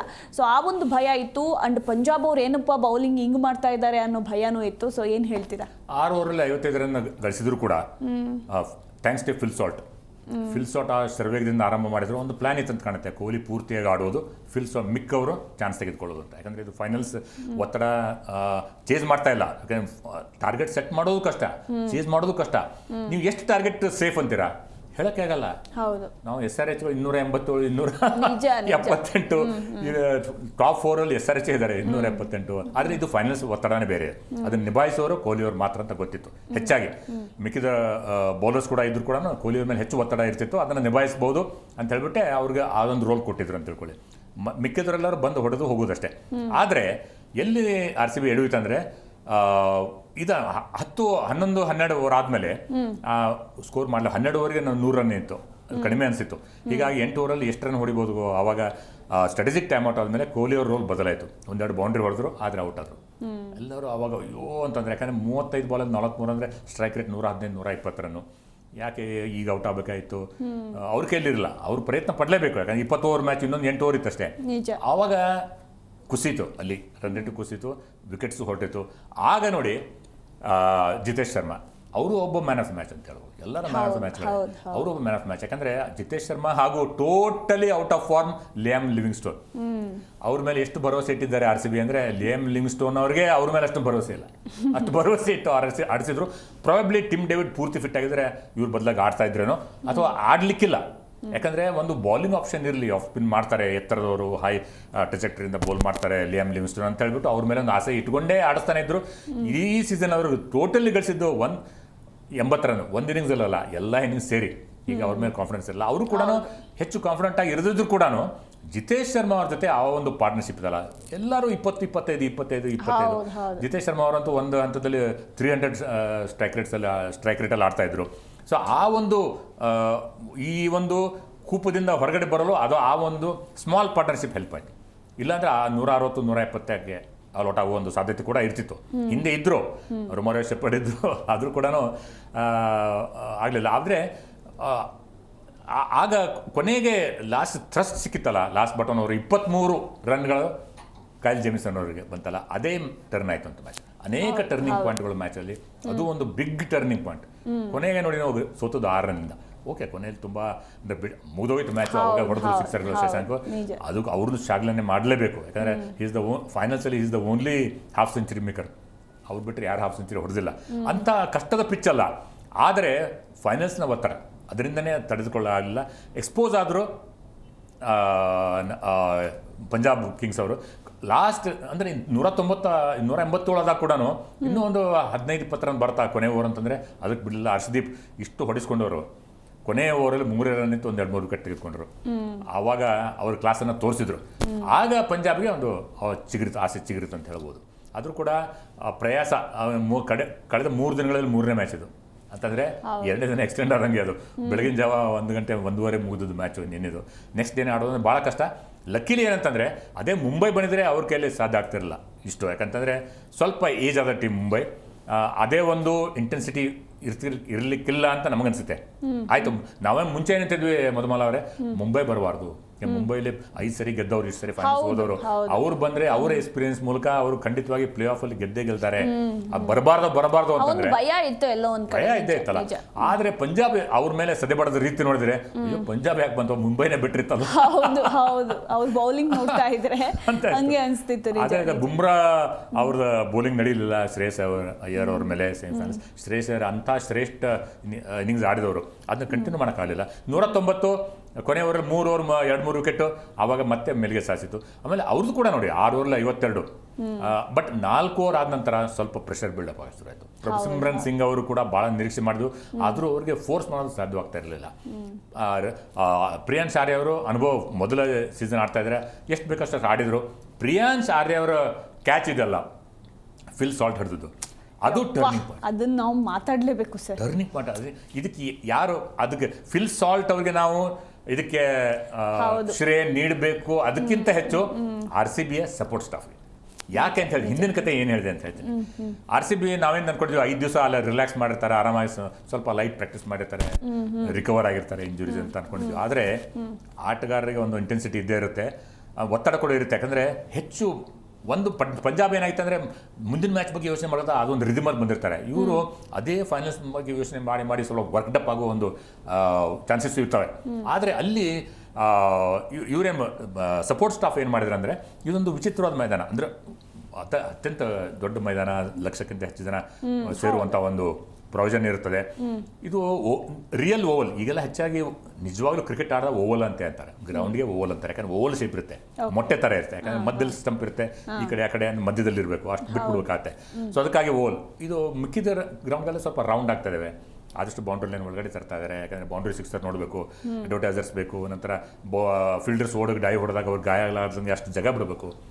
ಇದೊಂದು ಓವಲ್ ಶೇಪ್ಡ್ ವಿಚಿತ್ರವಾದ ಶೇಪ್. ಏನಂತಂದರೆ ನಿಮಗೆ ಸೈಡಲ್ಲಿ ಜಾಸ್ತಿ 70-72 ಮೀಟರ್ಸ್ ಇದ್ದರೆ ಎದುರುಗಡೆ 65 ಮೀಟರ್ ಇರುತ್ತೆ. ಆಮೇಲೆ ಈ ಓವಲ್ ಶೇಪ್ ಇರೋದ್ರಿಂದ ಈ ರೀತಿ ಬಂದಾಗ ಕೊನೆಯಲ್ಲಿ ಇಲ್ಲಿ ಯೂಟರ್ನ್ ಥರ ಆಗುತ್ತೆ. ಹಿಂಗೆ ಬರಲ್ಲ, ಅದು ರೌಂಡ್ ಆದರೆ ಹಿಂಗೆ ಬಂದ್ಬಿಡ್ತಿತ್ತು. ಇದು ಹಿಂಗೆ ಯೂಟರ್ನ್ ಶಾರ್ಪ್ ಟರ್ನ್ ಆಗುತ್ತೆ. ಅದು ಅಲ್ಲಿ ಫೀಲ್ಡಿಂಗ್ ಮಾಡೋದು ಭಾಳ ಕಷ್ಟ. ಅದನ್ನು ಗಮನಿಸಿದ್ರು ಯಾರೋ. ಇನ್ನೊಂದು ಡಿಸ್ಅಡ್ವಾಂಟೇಜ್ ಅಂತಂದರೆ ಅಹಮದಾಬಾದಲ್ಲಿ ಈ ಸೀಸನಲ್ಲಿ ಆಡೇ RCB. ಅವರು ಹಿಂದಿನ ಮ್ಯಾಚ್ ಆಡಿದ್ರು, ಪಂಜಾಬ್ ಮೊದಲ ಮ್ಯಾಚು ಅಲ್ಲೇ ಆಡಿ GT ಮೇಲೆ ಗೆದ್ದಿದ್ರು, ಅದರ ಅನುಭವ ಇತ್ತು. ಆದರೆ ಇಲ್ಲಿ ಈ ಅದು ಕರ್ವ್ ಇದೆಯಲ್ಲ, ಕರ್ವಲ್ಲಿ ಫೀಲ್ಡಿಂಗ್ ಮಾಡುವಾಗ ಯಾಕೆ ಫಿಲ್ ಸಾಲ್ಟು ಅಷ್ಟು ದೂರ ಓಡಿ ಬಂದು ಆದರೂ ಇನ್ನೊಂದು 10 ಯಾರ್ಡ್ ಯಾಕೆ ಓಡಬೇಕಾಯ್ತು? ಯಾಕಂದರೆ ಅದು ಕರ್ವ್ ಬಂದಿತ್ತು. ಆ ಕರ್ವ್ ಬಂದಿದ್ದರಿಂದ ಮುಂಚೆನೇ ಅವ್ರಿಗೆ ತಿಳಿಸಿದ್ರು ಈ ಥರ ಕರ್ವಲ್ಲಿ ಯಾವ ಥರ ಫೀಲ್ಡಿಂಗ್ ಮಾಡುವ ಅಂತ. ಅದಕ್ಕೆ ಅವರು ಅದೇ ಮೊಮೆಂಟಮಲ್ಲಿ ಪೂರ್ತಿ ಹೊರಗಡೆ ಹೋಗಿ ತಮ್ಮ ಸ್ಕಿಲ್ ಯೂಸ್ ಮಾಡಿ ಬಾಲ್ ಒಳಗಡೆ ಹಾಕಿ ಹೊರಗೆ ಬಂದು ಇಂಥ ಸೂಕ್ಷ್ಮ ಪಾಯಿಂಟ್ಸ್ ಇರ್ತಾವಲ್ಲ ಮೊದಲ, ಅದನ್ನು RCBಯ ಮ್ಯಾನೇಜ್ಮೆಂಟ್ ಅಂದರೆ ಸಪೋರ್ಟ್ ಸ್ಟಾಫ್ ಅದು ಎಷ್ಟು ಪ್ರಾಕ್ಟೀಸ್ ಮಾಡಿರ್ಬೇಕು ಸರ್. ಅಷ್ಟು ಈಸಿಯಾಗಿ ಅವರು ಬಂದು ಮುಂದೆ ಮತ್ತೆ ಹೆಸ್ದು ಆರಾಮಾಗಿ ಬಂದು ಕ್ಯಾಚ್ ಹಿಡಿತಾರೆ, ಕ್ಯಾಚ್ ಹಿಡಿದು ಕೈ ಹಿಂಗೆ ಮಾಡ್ತಾರೆ. ಸೊ ಎಷ್ಟು ಕೂಲಾಗಿ, ನಮಗೆ ಡವ ಅಂತಿತ್ತು, ಬಟ್ ಅವ್ರು ಎಷ್ಟು ಕೂಲ್ ಆಗಿದ್ರು ಅಂದರೆ ಅದ್ರ ಹಿಂದೆ ಎಷ್ಟು ಪ್ರಯತ್ನ ಇರುತ್ತೆ, ಪರಿಶ್ರಮ ಇರುತ್ತೆ. ಹೊಡಿತಾರಲ್ಲ ಈಗ ನೋಡಿ 65 ಯಾರ್ಡ್ ನಾವು ಅಂತೇವೆ ಚಿಕ್ಕದ ಗ್ರೌಂಡ್ ಅಂತ. ಆದರೆ ಎಲ್ಲ ಸಿಕ್ಸರ್ಗಳು ಹೊಡಿದು 90, 85, 83 ಆ ಥರ ಇರ್ತವೆ. ಎಷ್ಟು ದೊಡ್ಡ ಗ್ರೌಂಡ್ ಇದ್ರು ಅದು ಸಿಕ್ಸರೇ. ಅದಕ್ಕೆ ಇವ್ರು ಏನು ಪ್ರಾಕ್ಟೀಸ್ ಮಾಡ್ತಾರೆ ಅಂದರೆ ಎಲ್ಲ ಟೀಮ್ಗಳು ಮಾಡ್ತಾರೆ. ಈಗ ರೇಂಜ್ ಹಿಟ್ಟಿಂಗ್ ಅಂತ, ರೇಂಜ್ ಸ್ಟ್ರೋಕ್ಸ್. ಎಷ್ಟು ದೂರದಿಂದ ಎಷ್ಟು ಜೋರಾಗಿ ಹೊರಗಡೆ ಹೊಡಿತಾರೋ ಅಷ್ಟು. ಬರೀ 65 ಅಲ್ಲ ನಮ್ಮ ಗಡಿ ಅಲ್ಲ, 80 ನಮ್ಮದು ಟಾರ್ಗೆಟ್. ಆ ರೀತಿಯಾಗಿ 80-85 ಆ ರೀತಿ ಮಾಡುವಾಗ ಎಷ್ಟೋ ನಾವು ಗ್ರೌಂಡ್ ಹೊರಗಡೆ ಹೋಗಿದ್ದು ನೋಡಿದ್ವಿ. ಎಷ್ಟು ಆ ಥರ range hitting, quality of bats, ಆಮೇಲೆ ಕ್ವಾಲಿಟಿ ಆಫ್ ಬ್ಯಾಟ್ಸ್ ಇರುತ್ತೆ. ಆಮೇಲೆ ಬೌಲರ್ಸ್ಗಳು ಒಂಥರ ಅವ್ರಿಗೆ we can't help them. 10 run 12 run ಕೊಟ್ಟರು ಕೂಡ ಓಕೆ, ಯಾಕಂದರೆ ದ್ಯಾಟ್ಸ್ ಅ ನ್ಯೂ ನಾರ್ಮಲ್. ಈಗ ಮುಂಚೆ 6 ರನ್ಗಿಂತ ಮೇಲೆ ಕೊಟ್ಟರೆ ಏನಪ್ಪ ದುಬಾರಿ ಅದ ಅಂತ. ಈಗ 10 ರನ್ ಕೊಟ್ಟರು ವೆರಿ ವೆಲ್ ಬೋಲ್ಡ್ ಅಂತ. ಯಾಕಂದರೆ ಆಟ ಬದಲಾಗಿದೆ. ಈಗ 200, 220, 230, 250 ಚೇಂಜ್ ಆಗ್ತಾ ಇದ್ದಾವೆ. ಹೀಗಾಗಿ ಓಕೆ ಅಂತ ಬೌಲರ್ಗಳಿಗೆ ನಾವು ಸ್ವಲ್ಪ ಕನಿಕರ ತೋರಿಸಲೇಬೇಕು. ಏನೋ ಎಲ್ಲ ಬ್ಯಾಟರ್ಸ್ ಫೇವರಿಂಗ್, ಬ್ಯಾಟ್ಸ್ಮನ್ಗೆ ಏನು ಫೇವರ್ ಆಗಬೇಕು ರೋಲ್ಗಳು ಎಲ್ಲ ಇದೆ. ಚಿಕ್ಕ ಬೌಂಡ್ರಿ ಇದೆ, ಒಳ್ಳೆ ಬ್ಯಾಟ್ ಇದೆ, ಅಂದರೆ ಜೋರಾಗಿ ಬೋಲ್ ಮಾಡ್ತಾರೆ, ಅದು ಜೋರಾಗಿ ಬೋಲ್ ಮಾಡಿ ಜೋರಾಗಿ ಹೊಡಿಬೋದು. ಅದಕ್ಕೆ ನಮ್ಮ ವೈಶಾಖ್ ವಿಜಯಕುಮಾರ್ ಅವ್ರದ್ದು ಪ್ರಶಂಸೆ ಮಾಡಲೇಬೇಕು. ಆದಷ್ಟು ಅವರು 2 ಥರ ನಮ್ಮ ಕನ್ನಡಿಗ, ಅವ್ರ ತಂದೆ ನಂಗೆ ಚೆನ್ನಾಗಿ ಗೊತ್ತು. ವಿಜಯಕುಮಾರ್ ಅವರು ಭಾಳ ಚಿಕ್ಕಂದಿನ ವೈಶಾಖ ನೋಡಿದ್ವಿ. ಆದರೆ ಅವರು change of pace, knuckle balls ಹಾಕೋದಾಗಲಿ, ವೈಡ್ ಯಾರ್ಕರ್ಸ್ ಹಾಕೋದಾಗಲಿ, ಅದರಲ್ಲಿ ಅವರು ತಮ್ಮ ಪರಿಣಿತಿ ಹೊಂದಿದ್ದಾರೆ. ಇದು T20ಗೆ ಬೇರೆ ಥರ ಬೌಲಿಂಗ್ ಬೇಕು. ಪ್ರತಿಯೊಂದು ಬಾಲು ಬ್ಯಾಟರ್ ಯೋಚನೆ ಮಾಡ್ತಾ ಇರ್ತಾರೆ, ಏನು ಬಾಲ್ ಮಾಡ್ಬೋದು ಒಬ್ಬ ಬೌಲರ್ ಅಂತ. ಬೌಲರ್ ಯೋಚನೆ ಮಾಡ್ತಾ ಇರ್ತಾರೆ, ಇವನು ಎಲ್ಲಿ ಪೊಸಿಷನ್ ಚೇಂಜ್ ಮಾಡಿಬಿಟ್ಟು ಎಲ್ಲಿ ತಯಾರಾಗ್ತಿರ್ಬೋದು, ಯಾವ ರೀತಿ ಪ್ರೀ ಪ್ಲ್ಯಾನ್ ಮಾಡಿ ಹೊಡೆಯೋ ಪ್ರಯತ್ನ ಮಾಡ್ಬೋದು, ಅಲ್ಲಿ ಹಾಕಬಾರ್ದು. ಅಂದರೆ ಒಂಥರ ಒಂದು ದೊಡ್ಡ ಬ್ಯಾಟಲ್ ಇದು. ಅಂದರೆ ಒಂದೊಂದು ಬಾಲು ಒಂದು ಬ್ಯಾಟಲ್ ಇದ್ದಂಗೆ. ಅದಕ್ಕೆ ಶ್ರೇಯಸ್ ಸರ್ ಸ್ವತಃ ಏನು ಹೇಳಿದ್ರು, V last the battle but will win the war ಅಂತ. ಇದು ವಾರ್. ಇದು ಬ್ಯಾಟಲ್ಸ್ ಆಗೋದು ಎಲ್ಲ ಕ್ವಾಲಿಫೈಯರ್ಸ್ ಎಲ್ಲ ಆಗೋದು, ಲೀಗ್ ಆಗಿತ್ತು. ಇದು ವಾರ್ ಯಾರು ಗೆದ್ದಿದ್ದು? ನಮ್ಮ very well prepared, very well balanced, very well chosen ಆಕ್ಷನ್ನಲ್ಲಿ ಗೆದ್ದಂಥ RCB ಟೀಮ್. ಬಟ್ ಒಂದ್ ವೇಳೆ ಏನಾದರೂ ಶ್ರೇಯಸ್ ಅಯ್ಯರ್ ಫಾರ್ಮಿಂಗ್ ಅಲ್ಲಿ ಇದ್ದಿದ್ರೆ ನಮಗೆ ತುಂಬಾ ಕಷ್ಟ ಆಗ್ತಿತ್ತು ಸರ್. ಬಟ್ ಇನ್ನೊಂದೇ ಕೃಣಾಲ್ ಪಾಂಡ್ಯ ಏನು ಡಿಫರೆನ್ಸ್ ಮಾಡ್ತಾರೆ ಅವ್ರ ಬಗ್ಗೆ ಮಾತಾಡಲೇಬೇಕು. 5ನೇ ಓವರಿಂದ ಅಪದ್ ಬಾಂಧವ ಅಂತ ಹೇಳಿದ್ರೆ ಅವರು ನಿಮಗೆ ಗೊತ್ತಿಲ್ಲ, ನೆನಪಿದ್ದಲ್ಲ ನಿಮಗೆ, ನೀವು ಭಾಳ ಚಿಕ್ಕವರು. ಶುರುವಾದಾಗಿಂದ ಸುಮಾರು ಒಂದು 10-13 ವರ್ಷದಿಂದ ಆಡ್ತಾ ಇದ್ದಾರೆ ಕೃಣಾಲ್ ಪಾಂಡ್ಯ. ಇಲ್ಲಿವರೆಗೆ 4 ವಿಕೆಟ್ ಎಂದೂ ತೊಗೊಂಡಿಲ್ಲ ಅವರು. 4 ಓವರ್ ಪೂರ್ತಿ ಮಾಡಿಲ್ಲ, ಆನ್ ಎನ್ ಎವರೇಜ್. ಒಂದೊಂದು ಮಾಡಿರ್ಬೋದು, 2 ಓವರ್ ಮಾಡ್ಬೋದು, 1 ಓವರ್. ಇಷ್ಟು ವರ್ಷ 3 ಟ್ರಾಫಿ ಗೆದ್ದಿದ್ದಾರೆ ಮುಂಬೈ ಪರವಾಗಿ, 3 ಟ್ರಾಫಿ ಗೆದ್ದಿದ್ದಾರೆ. ಸೊ ಕೃಣಾಲು ಮತ್ತು ಹಾರ್ದಿಕ್ ಸೇರಿ ಮನೆಯಲ್ಲಿ 9 ಟ್ರಾಫಿ ಇದೆ. 9 ಟ್ರಾಫಿ ಅಂದರೆ ಅವ್ರ ಪೇರೆಂಟ್ಸ್ಗೆ ದುರದೃಷ್ಟದ ತಂದೆ ಇಲ್ಲ, ರಿಲೇಟಿವ್ಸ್ ಆಗಲಿ ಮನೆಯವ್ರಿಗಾಗಲಿ ಎಷ್ಟೊಂದು ಹೆಮ್ಮೆಯ ವಿಷಯ. 9 ಟ್ರಾಫಿ ಮನೇಲಿ ಇಟ್ಕೊಂಡಿದ್ದಾರೆ ಅಂತ. ಅದನ್ನು ತೋರಿಸ್ಕೊಟ್ರು. ಅಂದರೆ ಎಕ್ಸ್ಪೀರಿಯನ್ಸ್ ಅಂದರೆ ಏನು ಅಂತ ತೋರಿಸ್ಕೊಟ್ರು. ಅಂದರೆ ಒಂಥರ ಸ್ಟ್ರೀಟ್ ಸ್ಮಾರ್ಟ್ ಬೌಲರ್ ಕ್ರಿಕೆಟರ್ ಅವರು, ಅಣ್ಣ ತಮ್ಮ. ಏನಂದರೆ ಬೀದಿಯಿಂದ ಬಂದವರು. ಬೀದಿಯಿಂದ ಬಂದವರಲ್ಲಿ ಏನಿರುತ್ತೆ ಅಂದರೆ ಒಂದು ಒಂದು ಇದಿರುತ್ತೆ, ಗ್ರಿಟ್ ಇರುತ್ತೆ. ಮ್ಯಾಚ್ ಗೆಲ್ಲಬೇಕು, ಆಡಬೇಕು. ಬೀದಿ ಕ್ರಿಕೆಟೇ ಆಗಲಿ ಅಲ್ಲಿ ಕೂಡ ಸೋಲು ಆಗಿಲ್ಲ, ಅಲ್ಲಿ ಗೆಲ್ಲಬೇಕನ್ನೋ ಒಂದು ಹುಮ್ಮಸ್ಸಿಂದ ಆಡೋ ಒಂದು ಆ ಚಿಕ್ಕಂದಿನಲ್ಲಿ ಬೆಳೆ ಬಂದ್ಬಿಟ್ಟಿರುತ್ತೆ. ಅದು ಇವಾಗ ಉಪಯೋಗ ಬೀಳ್ತವ್ರೆ ನೋಡಿ. ಅವರು ಬೌನ್ಸರ್ ಕೂಡ ಹಾಕ್ತಾರೆ. ನಿನ್ನೆ ಒಂದು ಬೌನ್ಸರ್ ಹಾಕಿದ್ದು ನೋಡಲಿಲ್ಲ, ಆದರೆ ಎಷ್ಟು ಚಾಣಾಕ್ಷರಾಗಿ ಪ್ರಭುಸಿಂಹನ್ ಸಿಂಗ್ ಅವರು ಒತ್ತಡದಲ್ಲಿ ಬಂದಾಗ ಇವರು ಮುಂದೆ ಬಂದು ಹೊಡಿತಾರೆ ಅಂತ ಗೊತ್ತವ್ರಿಗೆ. ಆವಾಗ slowest ball of the match ಹಾಕಿದ್ರು 80 km/h. ಅದರಿಂದ ಬೀಟ್ ಆದರು ಪ್ರಭುಸಿಂಹನ್ ಸಿಂಗ್. ಕ್ಯಾಚ್ ಕೊಟ್ಟದ್ದು ಎಲ್ಲಿ ಪಾಯಿಂಟ್ ಹತ್ರ, ಅಂದರೆ ಕವರ್ಸ್ ಆಗೋ ಪಾಯಿಂಟ್ ಮಧ್ಯದಲ್ಲಿ ಕ್ಯಾಚ್ ಕೊಟ್ಟು ಅಲ್ಲೇ ಒಂದು ಸ್ವಲ್ಪ ಟರ್ನ್ ಆಯ್ತು ಅಂತ ಹೇಳ್ಬೋದು. ಆಮೇಲಂತೂ ಜಾಶ್ ಇಂಗ್ಲಿಷ್ ಯಾವಾಗಲೂ ಡೇಂಜರ್ಸ್ ಅಂತ ನಮ್ಗೆ ಗೊತ್ತಿದೆ. ನಿನ್ನೆ ಕೂಡ ಅವರೇನೋ ಇನ್ನೂ ಸ್ವಲ್ಪ ಹೊತ್ತು ಇದ್ರೆ ಬಹಳ ಕಷ್ಟ. ಕರೆಕ್ಟ್ ಟೈಮಲ್ಲಿ ವಿಕೆಟ್ ಸಿಕ್ತು. ಅವರು ವೈಶಿಷ್ಟ್ಯ ನೋಡಿ, ಅವ್ರು ಯಾಕೆ ಡೇಂಜರ್ಸ್ ಅಂದರೆ ಅವ್ರದ್ದು ಫೇವ್ರೆಟ್ ಜಾಗ ಹೆಚ್ಚು ಎತ್ತರದವರಲ್ಲ. ಪೇಸ್ ಬೌಲರ್ಸ್ಗೆ ಎರೆಕ್ಟ್ ಆಗಿ ಆಡ್ತಾರೆ, ಸ್ಪಿನ್ನರ್ಸ್ಗೆ ಕ್ರೌಚ್ ಆಗಿ ಆಡ್ತಾರೆ. ಅಂದರೆ ಹತ್ರ ಹೋಗಿ ಆಡುವಷ್ಟು ಒಂಥರ ಒಂದು ಪ್ರಯತ್ನ ಮಾಡ್ತಾರೆ. ಸಿಕ್ಸರ್ಗಳೆಲ್ಲ ಮಿಡ್ ವಿಕೆಟ್ಗೆ ಎಲ್ಲ ನೋಡಿ ನೀವು, ಎಲ್ಲ ಸಿಕ್ಸರ್ ಮಿಡ್ ವಿಕೆಟು. ಆ ಕಡೆ ಈ ಕಡೆ ಅಲ್ಲಿ ಫೀಲ್ಡರ್ ಇದ್ದರೂ ಕೂಡ ಅವ್ನ ತಲೆ ಮೇಲೆ ಅಕ್ಕಪಕ್ಕ ಆದರೂ ಫ್ಲ್ಯಾಟ್ ಸಿಕ್ಸರ್ಸು 63-65 ಅಷ್ಟೇ ಫ್ಲ್ಯಾಟ್ ಸಿಕ್ಸರ್ಸು. ಹೆಚ್ಚು ಪ್ರಯತ್ನ ಮಾಡಿ, ಹೆಚ್ಚು ಪವರ್ ಹಾಕಿ, ಹೆಚ್ಚು ಇದನ್ನು ಮಾಡಿಬಿಟ್ಟು 90 ಮೀಟರ್ ಹೊಡೆಯೋ ಪ್ರಯತ್ನ ಇಲ್ಲ. ಫ್ಲ್ಯಾಟ್ ಸಿಕ್ಸರ್ಸ್, ಡೇಂಜರ್ ಮ್ಯಾನ್ ಅವರೇ. ಅವರು ಒಂದು ವಿಕೆಟು ಭಾಳ ಇದಾಯಿತು. ಆಮೇಲೆ ಶ್ರೇಯಸ್ ಅವರದಂತೂ ವಿಕೆಟ್ ಇದ್ದೇ ಇದೆ. Most unlikely bowler to get his wicket ಅಂದರೆ ರೊಮಾರಿಯೋ ಶೆಪರ್ಡ್. ಅಂದರೆ ಎಲ್ಲರೂ ಅವ್ರವ್ರಿಗೆ ಏನಿದೆ, ಅವ್ರ ರೋಲ್ ಏನಿದೆ ಎಲ್ಲರೂ ನಿಭಾಯಿಸಿದ್ರು. ಅದಕ್ಕೆ ಆಸ್ ಎ ಟೀಮ್ ಮಾಡಿದ್ರಲ್ಲ, ಬರೀ ಕೊಹ್ಲಿ ಅಲ್ಲ, ಆಸ್ ಎ ಟೀಮ್ ಮಾಡಿದ್ರಲ್ಲ, ಅದು ಬಹಳ ಮುಖ್ಯ. ಟೀಮ್ ಆಗಿ ಆಡಿದ್ರೆ, ಎಲ್ಲರೂ ಕಾಂಟ್ರಿಬ್ಯೂಟ್ ಮಾಡಿದ್ರೆ ಮಾತ್ರ ಟ್ರಾಫಿ ಗೆಲ್ಬೋದು. ಖಂಡಿತ ಎಸ್ ಸರ್. ಇನ್ನು ಸಾಕಷ್ಟು ವಿಚಾರಗಳಿದೆ, ಮಾತನಾಡೋಣ. RCB ಟೀಮ್ ಇವತ್ತೇ ಬೆಂಗಳೂರಿಗೆ ಎಂಟ್ರಿ ಕೊಡಲಿದ್ದಾರೆ ಅನ್ನೋದರ ಕುರಿತು ಮಾಹಿತಿ ಲಭ್ಯವಾಗಿದೆ. ಅಹಮದಾಬಾದ್ನಿಂದ ಡೈರೆಕ್ಟ್ ಆಗಿ ಸಿಲಿಕಾನ್ ಸಿಟಿ ಬೆಂಗಳೂರಿಗೆ Royal Challengers Bengaluru team entry ಕೊಡಲಿದೆ. ಹಿಂದೆ ಬೆಂಗಳೂರಿಗೆ ಚಾಂಪಿಯನ್ RCB ತಂಡ ಬರಲಿದೆ. ಅಹಮದಾಬಾದ್ನಿಂದ ಬೆಂಗಳೂರಿಗೆ ಬರಲಿರುವ ಟೀಮ್ ವಿಧಾನಸೌಧ ಟು ಚಿನ್ನಸ್ವಾಮಿವರೆಗೆ ಅದ್ದೂರಿ ಮೆರವಣಿಗೆ ನಡೆಯಲಿದೆ. ಈಗಾಗಲೇ ಸಕಲ ರೀತಿಯ ಸಿದ್ಧತೆಗಳು ಕೂಡ ನಡೀತಾ ಇರುವಂತದ್ದು. ಚೊಚ್ಚಲ ಕಪ್ ಗೆದ್ದ ತಂಡಕ್ಕೆ ಭರ್ಜರಿ ಸ್ವಾಗತಕ್ಕೆ ಸಕಲ ರೀತಿಯ ಸಿದ್ಧತೆಗಳು ನಡೀತಾ ಇದೆ. ಕಪ್ ಗೆದ್ದ RCB ತಂಡದ ಭವ್ಯ ಸ್ವಾಗತಕ್ಕೆ ಇಡೀ ಕರುನಾಡೆ ತುದಿಗಾಲಿನಲ್ಲಿ ನಿಂತಿರುವಂಥದ್ದು. 18 ವರ್ಷಗಳ ಬಳಿಕ ನಮ್ಮ ರೆಡ್ ಆರ್ಮಿ RCB ಕಪ್ ಅನ್ನ ಗೆದ್ದಿದೆ. ಇನ್ನು ಮಧ್ಯಾಹ್ನ 1:30ಕ್ಕೆ ಏರ್ಪೋರ್ಟ್ಗೆ RCB ತಂಡ ಆಗಮಿಸಲಿದೆ ಅನ್ನೋದರ ಕುರಿತು ಮಾಹಿತಿ ಲಭ್ಯವಾಗಿದೆ. ಇದೀಗ ಬರ್ತಾ ಇರುವಂತಹ ಬ್ರೇಕಿಂಗ್ ಅಪ್ಡೇಟ್ ಇದು. ಮಧ್ಯಾಹ್ನ 1:30ಕ್ಕೆ RCB ತಂಡದ ಆಟಗಾರರು ಏರ್ಪೋರ್ಟ್ಗೆ ಆಗಮಿಸಲಿದ್ದಾರೆ.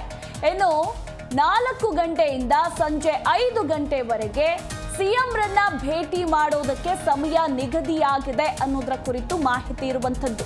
ಸಂಜೆ 5 ಗಂಟೆಯ ಬಳಿಕ ವಿಧಾನಸೌಧದಿಂದ ವಿಕ್ಟರಿ ಪರೇಡ್ ಶುರುವಾಗಲಿದೆ.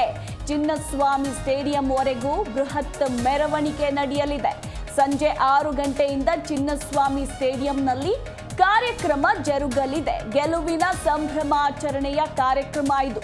ಗೆಲುವನ್ನ ಸೆಲೆಬ್ರೇಟ್ ಮಾಡೋದಕ್ಕೆ ಚಿನ್ನಸ್ವಾಮಿ ಸ್ಟೇಡಿಯಂನಲ್ಲಿ ಸಕಲ ರೀತಿಯ ಸಿದ್ಧತೆಗಳನ್ನ ಕೂಡ ಮಾಡಿಕೊಳ್ತಾ ಇದ್ದು, ಮಧ್ಯಾಹ್ನ 1:30ಕ್ಕೆ ತಂಡದ ಆಟಗಾರರೆಲ್ಲರೂ ಕೂಡ ಆಗಮಿಸಲಿದ್ದಾರೆ. ತದನಂತರ 4 ಗಂಟೆಯಿಂದ 5 ಗಂಟೆವರೆಗೆ 1 ಗಂಟೆಗಳ ಕಾಲ ಸಿಎಂ ಭೇಟಿಗೆ ಅವಕಾಶವನ್ನ ಕಲ್ಪಿಸಿಕೊಡಲಾಗಿದ್ದು, ಅದಾದ ಮೇಲೆ ಸಂಜೆ 5 ಗಂಟೆಯ ನಂತರ ವಿಧಾನಸೌಧದಿಂದ ವಿಕ್ಟರಿ ಪರೇಡ್ ಶುರುವಾಗಲಿದೆ ಚಿನ್ನಸ್ವಾಮಿ ಸ್ಟೇಡಿಯಂವರೆಗೂ. ಇನ್ನು ಸಂಜೆ 6 ಗಂಟೆಯಿಂದ ಚಿನ್ನಸ್ವಾಮಿ ಸ್ಟೇಡಿಯಂನಲ್ಲಿ ಗೆಲುವಿನ ಸಂಭ್ರಮಾಚರಣೆಯ ಕಾರ್ಯಕ್ರಮ ಶುರುವಾಗಲಿದೆ. ಏನು ಈ ಒಂದು ಚರ್ಚಾ ಕಾರ್ಯಕ್ರಮದಲ್ಲಿ ನಮ್ಮ ಸಂಪಾದಕರಾಗಿರುವಂತಹ ರವಿ ಅವರು ಜಾಯ್ನ್ ಆಗಿದ್ದಾರೆ. ಸರ್ ನಮಸ್ಕಾರ, ಕಾರ್ಯಕ್ರಮಕ್ಕೆ ಸ್ವಾಗತ. ಸರ್ ಹೇಳಿ, ಎಷ್ಟು ಖುಷಿಯಲ್ಲಿದ್ದೀರಾ? ನಿನ್ನೆ ನೀವು ಹೇಳ್ತಾ ಇದ್ರಿ ಪಂಜಾಬ್ನು ಕೂಡ ನಾವು ನೆಗ್ಲೆಕ್ಟ್ ಮಾಡಬಾರ್ದು, ಅವ್ರದ್ದು ಕೂಡ ಟಫ್ ಟೀಮ್ ಅಂತ. ಹಂಗೆ ಇತ್ತು ಮ್ಯಾಚ್ ಎಂಡ್ವರೆಗೂ ಕೂಡ. ಅವರು ಬೌಲಿಂಗ್ ಬಗ್ಗೆ ಮಾತಾಡಲೇಬೇಕು. ಮೊದಲೇದಾಗಿ ಈ ಗೆಲುವಿನ ಸಂಭ್ರಮಾಚರಣೆಯನ್ನು ನೀವು ಎಷ್ಟು ಸೆಲೆಬ್ರೇಟ್ ಮಾಡ್ತಿದ್ದೀರಾ? ನೋಡಿ, ನಾನು ಡೇ 1 RCB ಮ್ಯಾಚ್ ನೋಡ್ಕೊಂಡು ಬಂದಿದ್ದೀನಿ. ಯಾಕಂತಂದರೆ ಈ ಮ್ಯಾಚ್ ಅಂದರೆ ಬರೀ ನಮ್ಮ ಇದಕ್ಕೆ RCB ಅಲ್ಲ, ಹೆಂಗೆ ನಮ್ಮ ಬಾಡಿಲಿ RBC ಬೇಕು, ರೆಡ್ ಬ್ಲಡ್ ಸೆಲ್ ಬೇಕು, ಹಂಗೆ ಕನ್ನಡಿಗರಿಗೆ ಮತ್ತು ಬೆಂಗಳೂರಿಗೆ RCB ಬೇಕು. ಓವರಾಲ್ ಇದು ಒಂದು ಜರ್ನಿ ಅಂತ ಅಂದರೆ ಇದರಲ್ಲಿ ನಿಮಗೆ ಎಷ್ಟೊಂದು ಸ್ಯಾಕ್ರಿಫೈಸೇಷನ್ ಇದೆ. ಅಂದರೆ 2008 ಏಪ್ರಿಲ್ 18 ಫಸ್ಟ್ IPL ಮ್ಯಾಚ್ ನಡೀತೆ, ಇನಾಗ್ರೇಷನ್ ಮ್ಯಾಚ್ ಬೆಂಗಳೂರಲ್ಲಿ. ಅಲ್ಲಿವರೆಗೂ ವಿರಾಟ್ ಕೊಹ್ಲಿ ಇಂಟರ್ನ್ಯಾಷನಲ್ಗೆ ಎಂಟ್ರಿನೇ ಪಡೆದಿಲ್ಲ.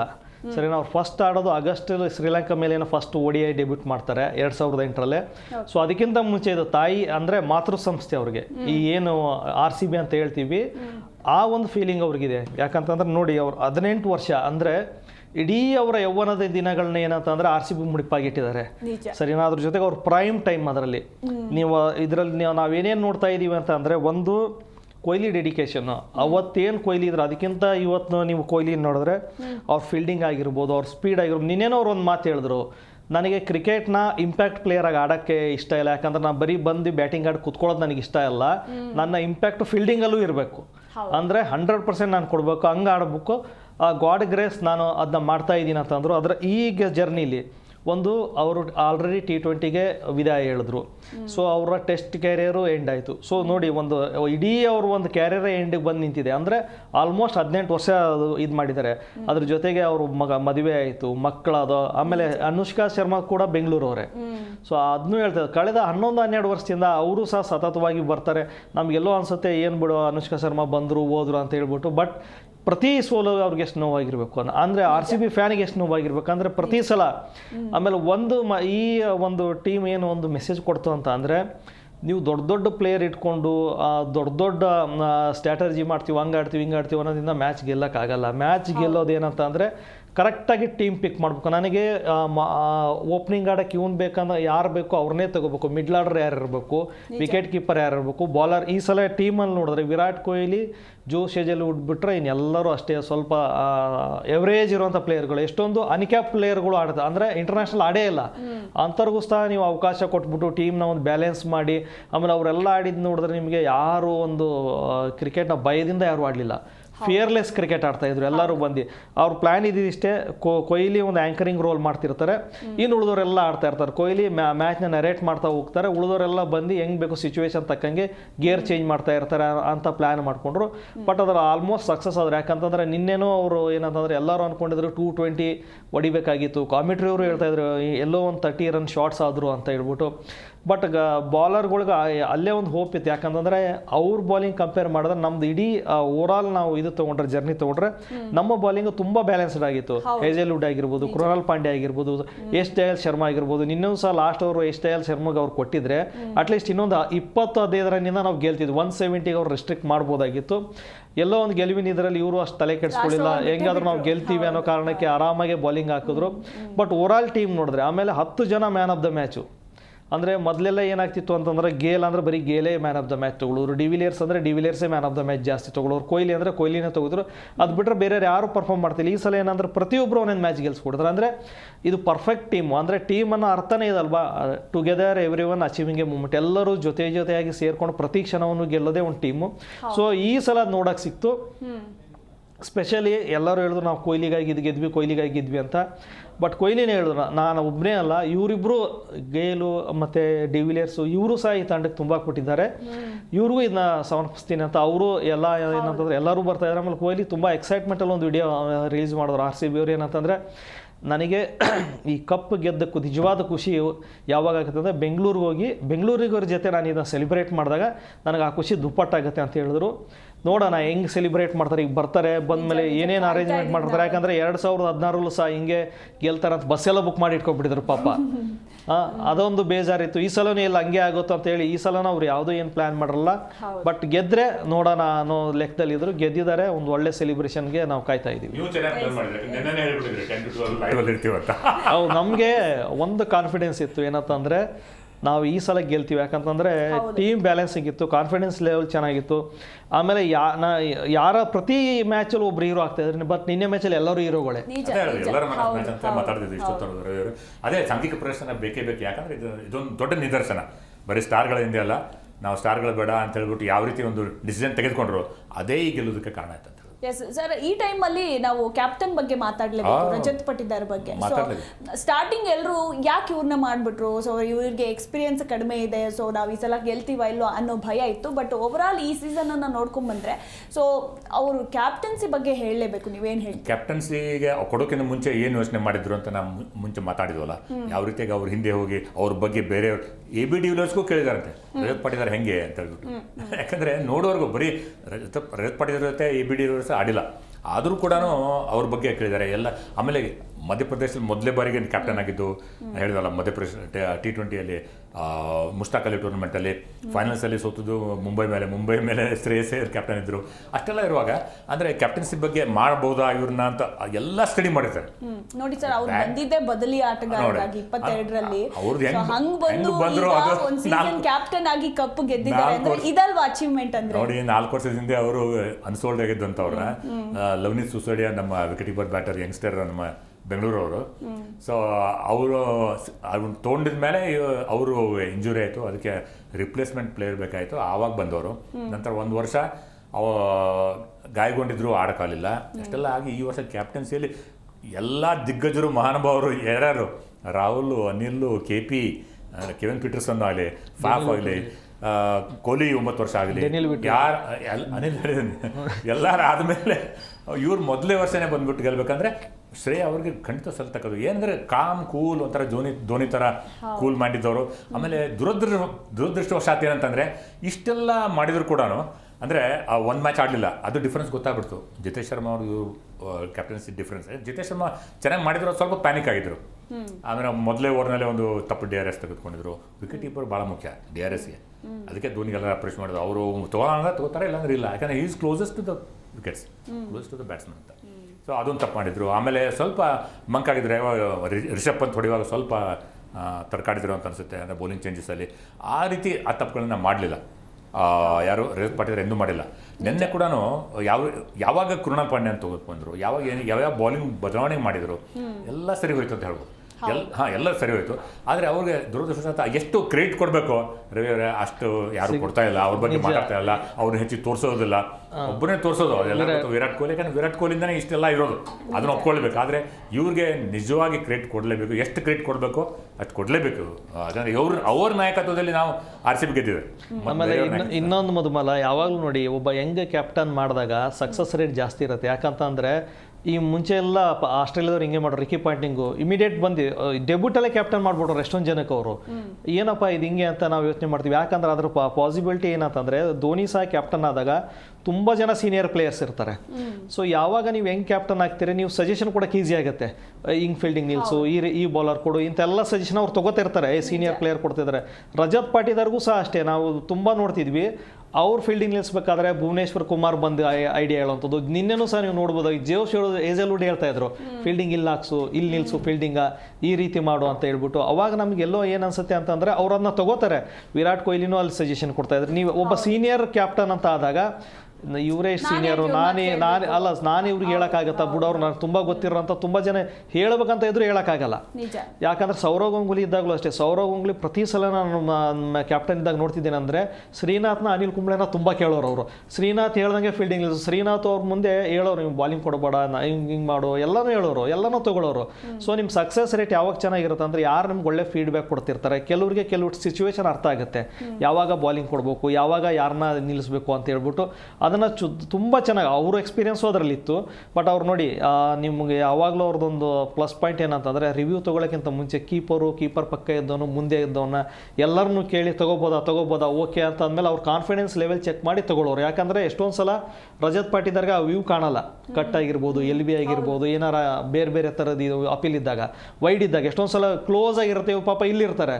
ಸೊ ಅವ್ರು ಕೇಳಿ ತೊಗೊಳೋಂಥವು ಎಲ್ಲ. ಅಂದರೆ ಏನಂತಂದ್ರೆ ತಾಳ್ಮೆ ಇದೆ. ಅದ್ರ ಜೊತೆಗೆ ಬೇರೆಯವ್ರನ್ನ ಕೊಟ್ಟಂಥ ಬೇರೆಯವ್ರು ಏನು ಕೊಡ್ತಾರೆ ಸಜೆಷನ್, ಅದನ್ನ ಕೇಳಿ ವೆರಿಫಿಕೇಷನ್ ಮಾಡಿ ತೊಗೊಳ್ಳೋಂಥ ಒಂದು ಚಾಕಚಕ್ಯತೆಯೂ ಇದೆ. ಆಮೇಲೆ ಪ್ಲಸ್ ಪಾಯಿಂಟ್ ಏನಂತಂದರೆ, ಅವ್ರ ಬ್ಯಾಟಿಂಗು ಸಹ ತುಂಬ ಚೆನ್ನಾಗಿದೆ. ಸ್ಪಿನ್ನರ್ ವಿರುದ್ಧ ಅವ್ರೇನು ಹಿಟ್ ಮಾಡ್ತಾರಲ್ಲ, ಅದೆಂಥ ವರ್ಲ್ಡ್ ಕ್ಲಾಸ್ ಬೌಲರಲ್ಲಿ ಅವರು ಅದನ್ನ ಯಾವುದೂ ಲೆಕ್ಕ ಇಟ್ಕೊಳ್ಳಲ್ಲ. ಆಮೇಲೆ ತುಂಬ ಪವರ್ ಜನ್ರೇಟ್ ಮಾಡ್ತಾರೆ 6 ಹೊಡಿಬೇಕಂತಂದರೆ. ಸೊ ಅದು ಮಿಡ್ಲ್ ಆರ್ಡರ್ ಎಲ್ಲೋ ಇವ್ರಿಗೆ ಪ್ಲಸ್ ಆಯಿತು. ಅದ್ರ ಜೊತೆಗೆ ಏನಂತಂದರೆ, ತುಂಬ ಬ್ಯಾಲೆನ್ಸ್ಡಾಗಿ ಟೀಮ್ನ ಏನಂತ ಮುನ್ನಡೆಸಿದ್ರು. ತುಂಬ ಕ್ರೆಡಿಟ್ ಕೊಡ್ಬೇಕು. ಯಾಕಂತಂದರೆ ಕ್ಯಾಪ್ಟನ್ಶಿಪ್ ಅಂತಂದರೆ ತುಂಬ ಈಸಿ ಏನಲ್ಲ. ಎಂತೆಂಥ ಬೇರೆ ದೇಶದಂಥ ಪ್ಲೇಯರ್ ಬಂದಿರ್ತಾರೆ, ಅವ್ರ ಲ್ಯಾಂಗ್ವೇಜ್ ಬೇರೆ, ಅವ್ರ ಕಲ್ಚರ್ ಬೇರೆ, ಅವ್ರನ್ನ ಈ ಟೀಮಲ್ಲಿ ತಂದು ಈ ಟೀಮಲ್ಲಿ ಅವ್ರನ್ನ ಒಗ್ಕೊಂಡು ಇದು ಅಡ್ಯಾಪ್ಟ್ ಮಾಡಿಕೊಂಡು ನಮ್ಮ ಸಂಸ್ಕೃತಿ ತಕ್ಕಂಗೆ ಆಡಿಸೋದು. ಯಾಕಂತಂದರೆ ಅನಿಲ್ ಕುಂಬ್ಳೆ, ರಾಹುಲ್ ದ್ರಾವಿಡ್, ಕಣ್ವಿ ಸರ್ ಹೇಳ್ದಂಗೆ ಎಂತೆಂಥ ಅತಿರಥ ಮಹಾರಥರು ಕ್ಯಾಪ್ಟನ್ ಆಗಿದ್ರು. ಸೊ ಇಂಥವ್ರಿಗೂ ಸಹ ಗೆಲ್ಲಕ್ಕಾಗಿರಲ್ಲ. ಅಂದರೆ ನೋಡಿ, ಎಂಥ ನಮ್ಮ ಟೀಮ್ RCBಲಿ ಹೋದಂಥ ಟೀಮಲ್ಲಿ ಎಲ್ಲ ದೊಡ್ಡ ದೊಡ್ಡ ಪ್ಲೇಯರ್ಗಳು. RCB ಯಾವತ್ತು ಏನಂದ್ರೆ ಯುವರಾಜ್ ಸಿಂಗು, ಕೆವಿನ್ ಪೀಟರ್ಸನ್ನು, ಮತ್ತು ಗೇಲು, ದಿಲ್ಶಾನು, ತಿಲಕರತ್ನೆ ದಿಲ್ಶಾನು ಓಪನಿಂಗ್ ಬರೋರು, ಡ್ಯಾನಿಯಲ್ ವಿಟೋರಿ ಇದ್ರು, AB ಡಿವಿಲಿಯರ್ಸ್, ಗ್ಲೇನ್ ಮ್ಯಾಕ್ಸ್ವೆಲ್ ಇದ್ರು. ಎಲ್ಲ ಏನಂತಂದ್ರೆ ನೀವು ಎಂಥ ವರ್ಲ್ಡ್ ಕ್ಲಾಸ್ ಪ್ಲೇಯರ್ಗಳಿದ್ದಾಗೂ ನಾವು ಗೆದ್ದಿರು. ಒನ್ ಟೈಮಲ್ಲಂತೂ RCB ಟಾಪ್ 5 ಹೆಂಗಿದ್ರು ಅಂತಂದರೆ ವಿರಾಟ್ ಕೊಹ್ಲಿ, ಗೇಲು, ಡಿವಿಲಿಯರ್ಸು, KL ರಾಹುಲ್ ಎಲ್ಲರೂ ಫಾರ್ಮಲ್ಲಿ ಇದ್ರು. ಆದ್ರೂ ನಾವು ಗೆಲ್ಲಿ ನಾವು ಮಾಡ್ತಿದ್ದ ತಪ್ಪುಗಳು ಯಾವಾಗಲೂ ಏನಂತಂದರೆ, ಒಂದು ಕ್ಯಾಪ್ಟನ್ ಆದ್ರೆ ಸರಿಯಾದ ಡಿಸಿಷನ್ ತಗೋತಿದ್ಲ, ಅಗ್ರೆಸಿವ್ ಆಗಿ ಏನೋ ಒಂದು ಡಿಸಿಷನ್ ತಗೋತಿದ್ವಿ.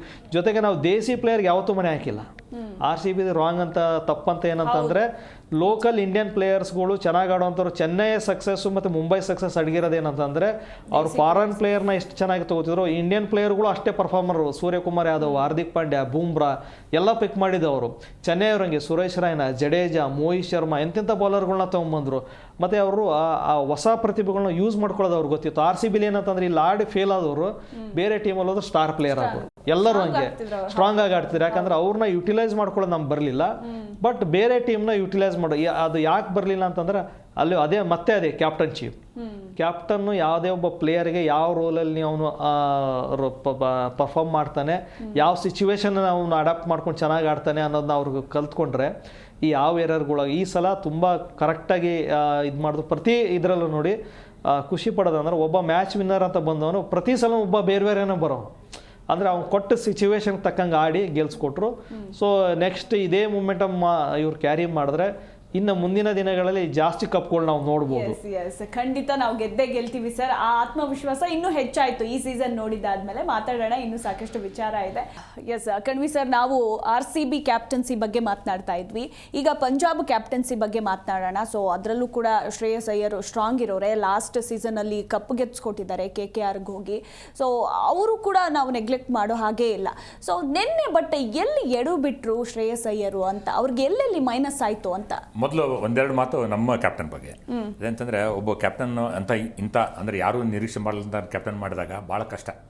ಅವ್ರಿಗೆ ಕೋಚ್ ಸಪೋರ್ಟ್ ಬೇಕಾಗುತ್ತೆ. ಯಾಕಂದ್ರೆ ಕೋಚ್ ಅವ್ರದ್ದು ಕ್ಲೋಸೆಸ್ಟ್ ಬಾಂಡ್ ಇರಬೇಕಾಗತ್ತೆ. ಅದು ಕ್ಲಿಕ್ ಆಯಿತು. ಆ್ಯಂಡಿ ಫ್ಲವರ್ ಭಾಳ ಚಾಣಾಕ್ಷ ಪ್ಲೇಯರ್ ಆಗಿದ್ರು, ಭಾಳ ಚಾಣಾಕ್ಷ ಎಕ್ಸ್ಪೀರಿಯನ್ಸ್ಡ್ ಕೋಚ್ ಆಗಿದ್ರು. ಅವರೆಲ್ಲ ಅವ್ರಿಗೆ ಫೀಡ್ ಮಾಡಿರ್ತಾರೆ. ಟೆಕ್ನಿಕಲ್ ಇನ್ಪುಟ್ಸ್ ಇರ್ತವೆ, ಎಲ್ಲ ಇರ್ತವೆ. ಸೊ ಸ್ವಲ್ಪ ಸುಲಭ ಅಂತಂದರೆ, ಆದರೆ ಒಬ್ಬ ಯಾರು ನಿರೀಕ್ಷೆ ಮಾಡಿದಂಥ ಕ್ಯಾಪ್ಟನ್ ಇದ್ದಾಗ ಡ್ರೆಸ್ಸಿಂಗ್ ರೂಮಲ್ಲಿ ಭಾಳ ಕಷ್ಟ. ಯಾಕಂದರೆ ಸೀನಿಯರ್ಸ್ ಇದ್ದಾಗ ಅದು ನಮ್ಮ ಹೆಚ್ಚಾಗಿ ಇಂಡಿಯನ್ ಟೀಮಲ್ಲಿ ಗೊತ್ತಾಗುತ್ತೆ. ಇದು ಒಂದು ಶಾರ್ಟರ್ ಡ್ಯೂರೇಷನ್, ಅದು ಪೂರ್ತಿಯಾಗಿ ಗೊತ್ತಾಗುತ್ತೆ ಒಂದು ದೊಡ್ಡ ಸೀರೀಸಲ್ಲಿ. ಅಂದರೆ ಎಷ್ಟು ಕಷ್ಟ ಅಂತ ಡ್ರೆಸ್ಸಿಂಗ್ ರೂಮಲ್ಲಿ ಇಂಥ ನಾಯಕನಿಗೆ ಎಲ್ಲರದು ಇನ್ಪುಟ್ಸ್ ಕೊಡ್ತಾ ಇರ್ತಾರೆ. ಕೊನೆಗೆ ಏನಂದರೆ ಕ್ಯಾಪ್ಟನ್ 10 ಜನ ಅಂತ ಕೇಳಿದ್ರು ಕೂಡ ಅವನು ಗಟ್ ಫೀಲಿಂಗ್ ಏನಿದೆ ಅದನ್ನು ಮಾಡಬೇಕು. ಅದನ್ನು ಇವ್ರು ಮಾಡಿದ್ದಾರೆ.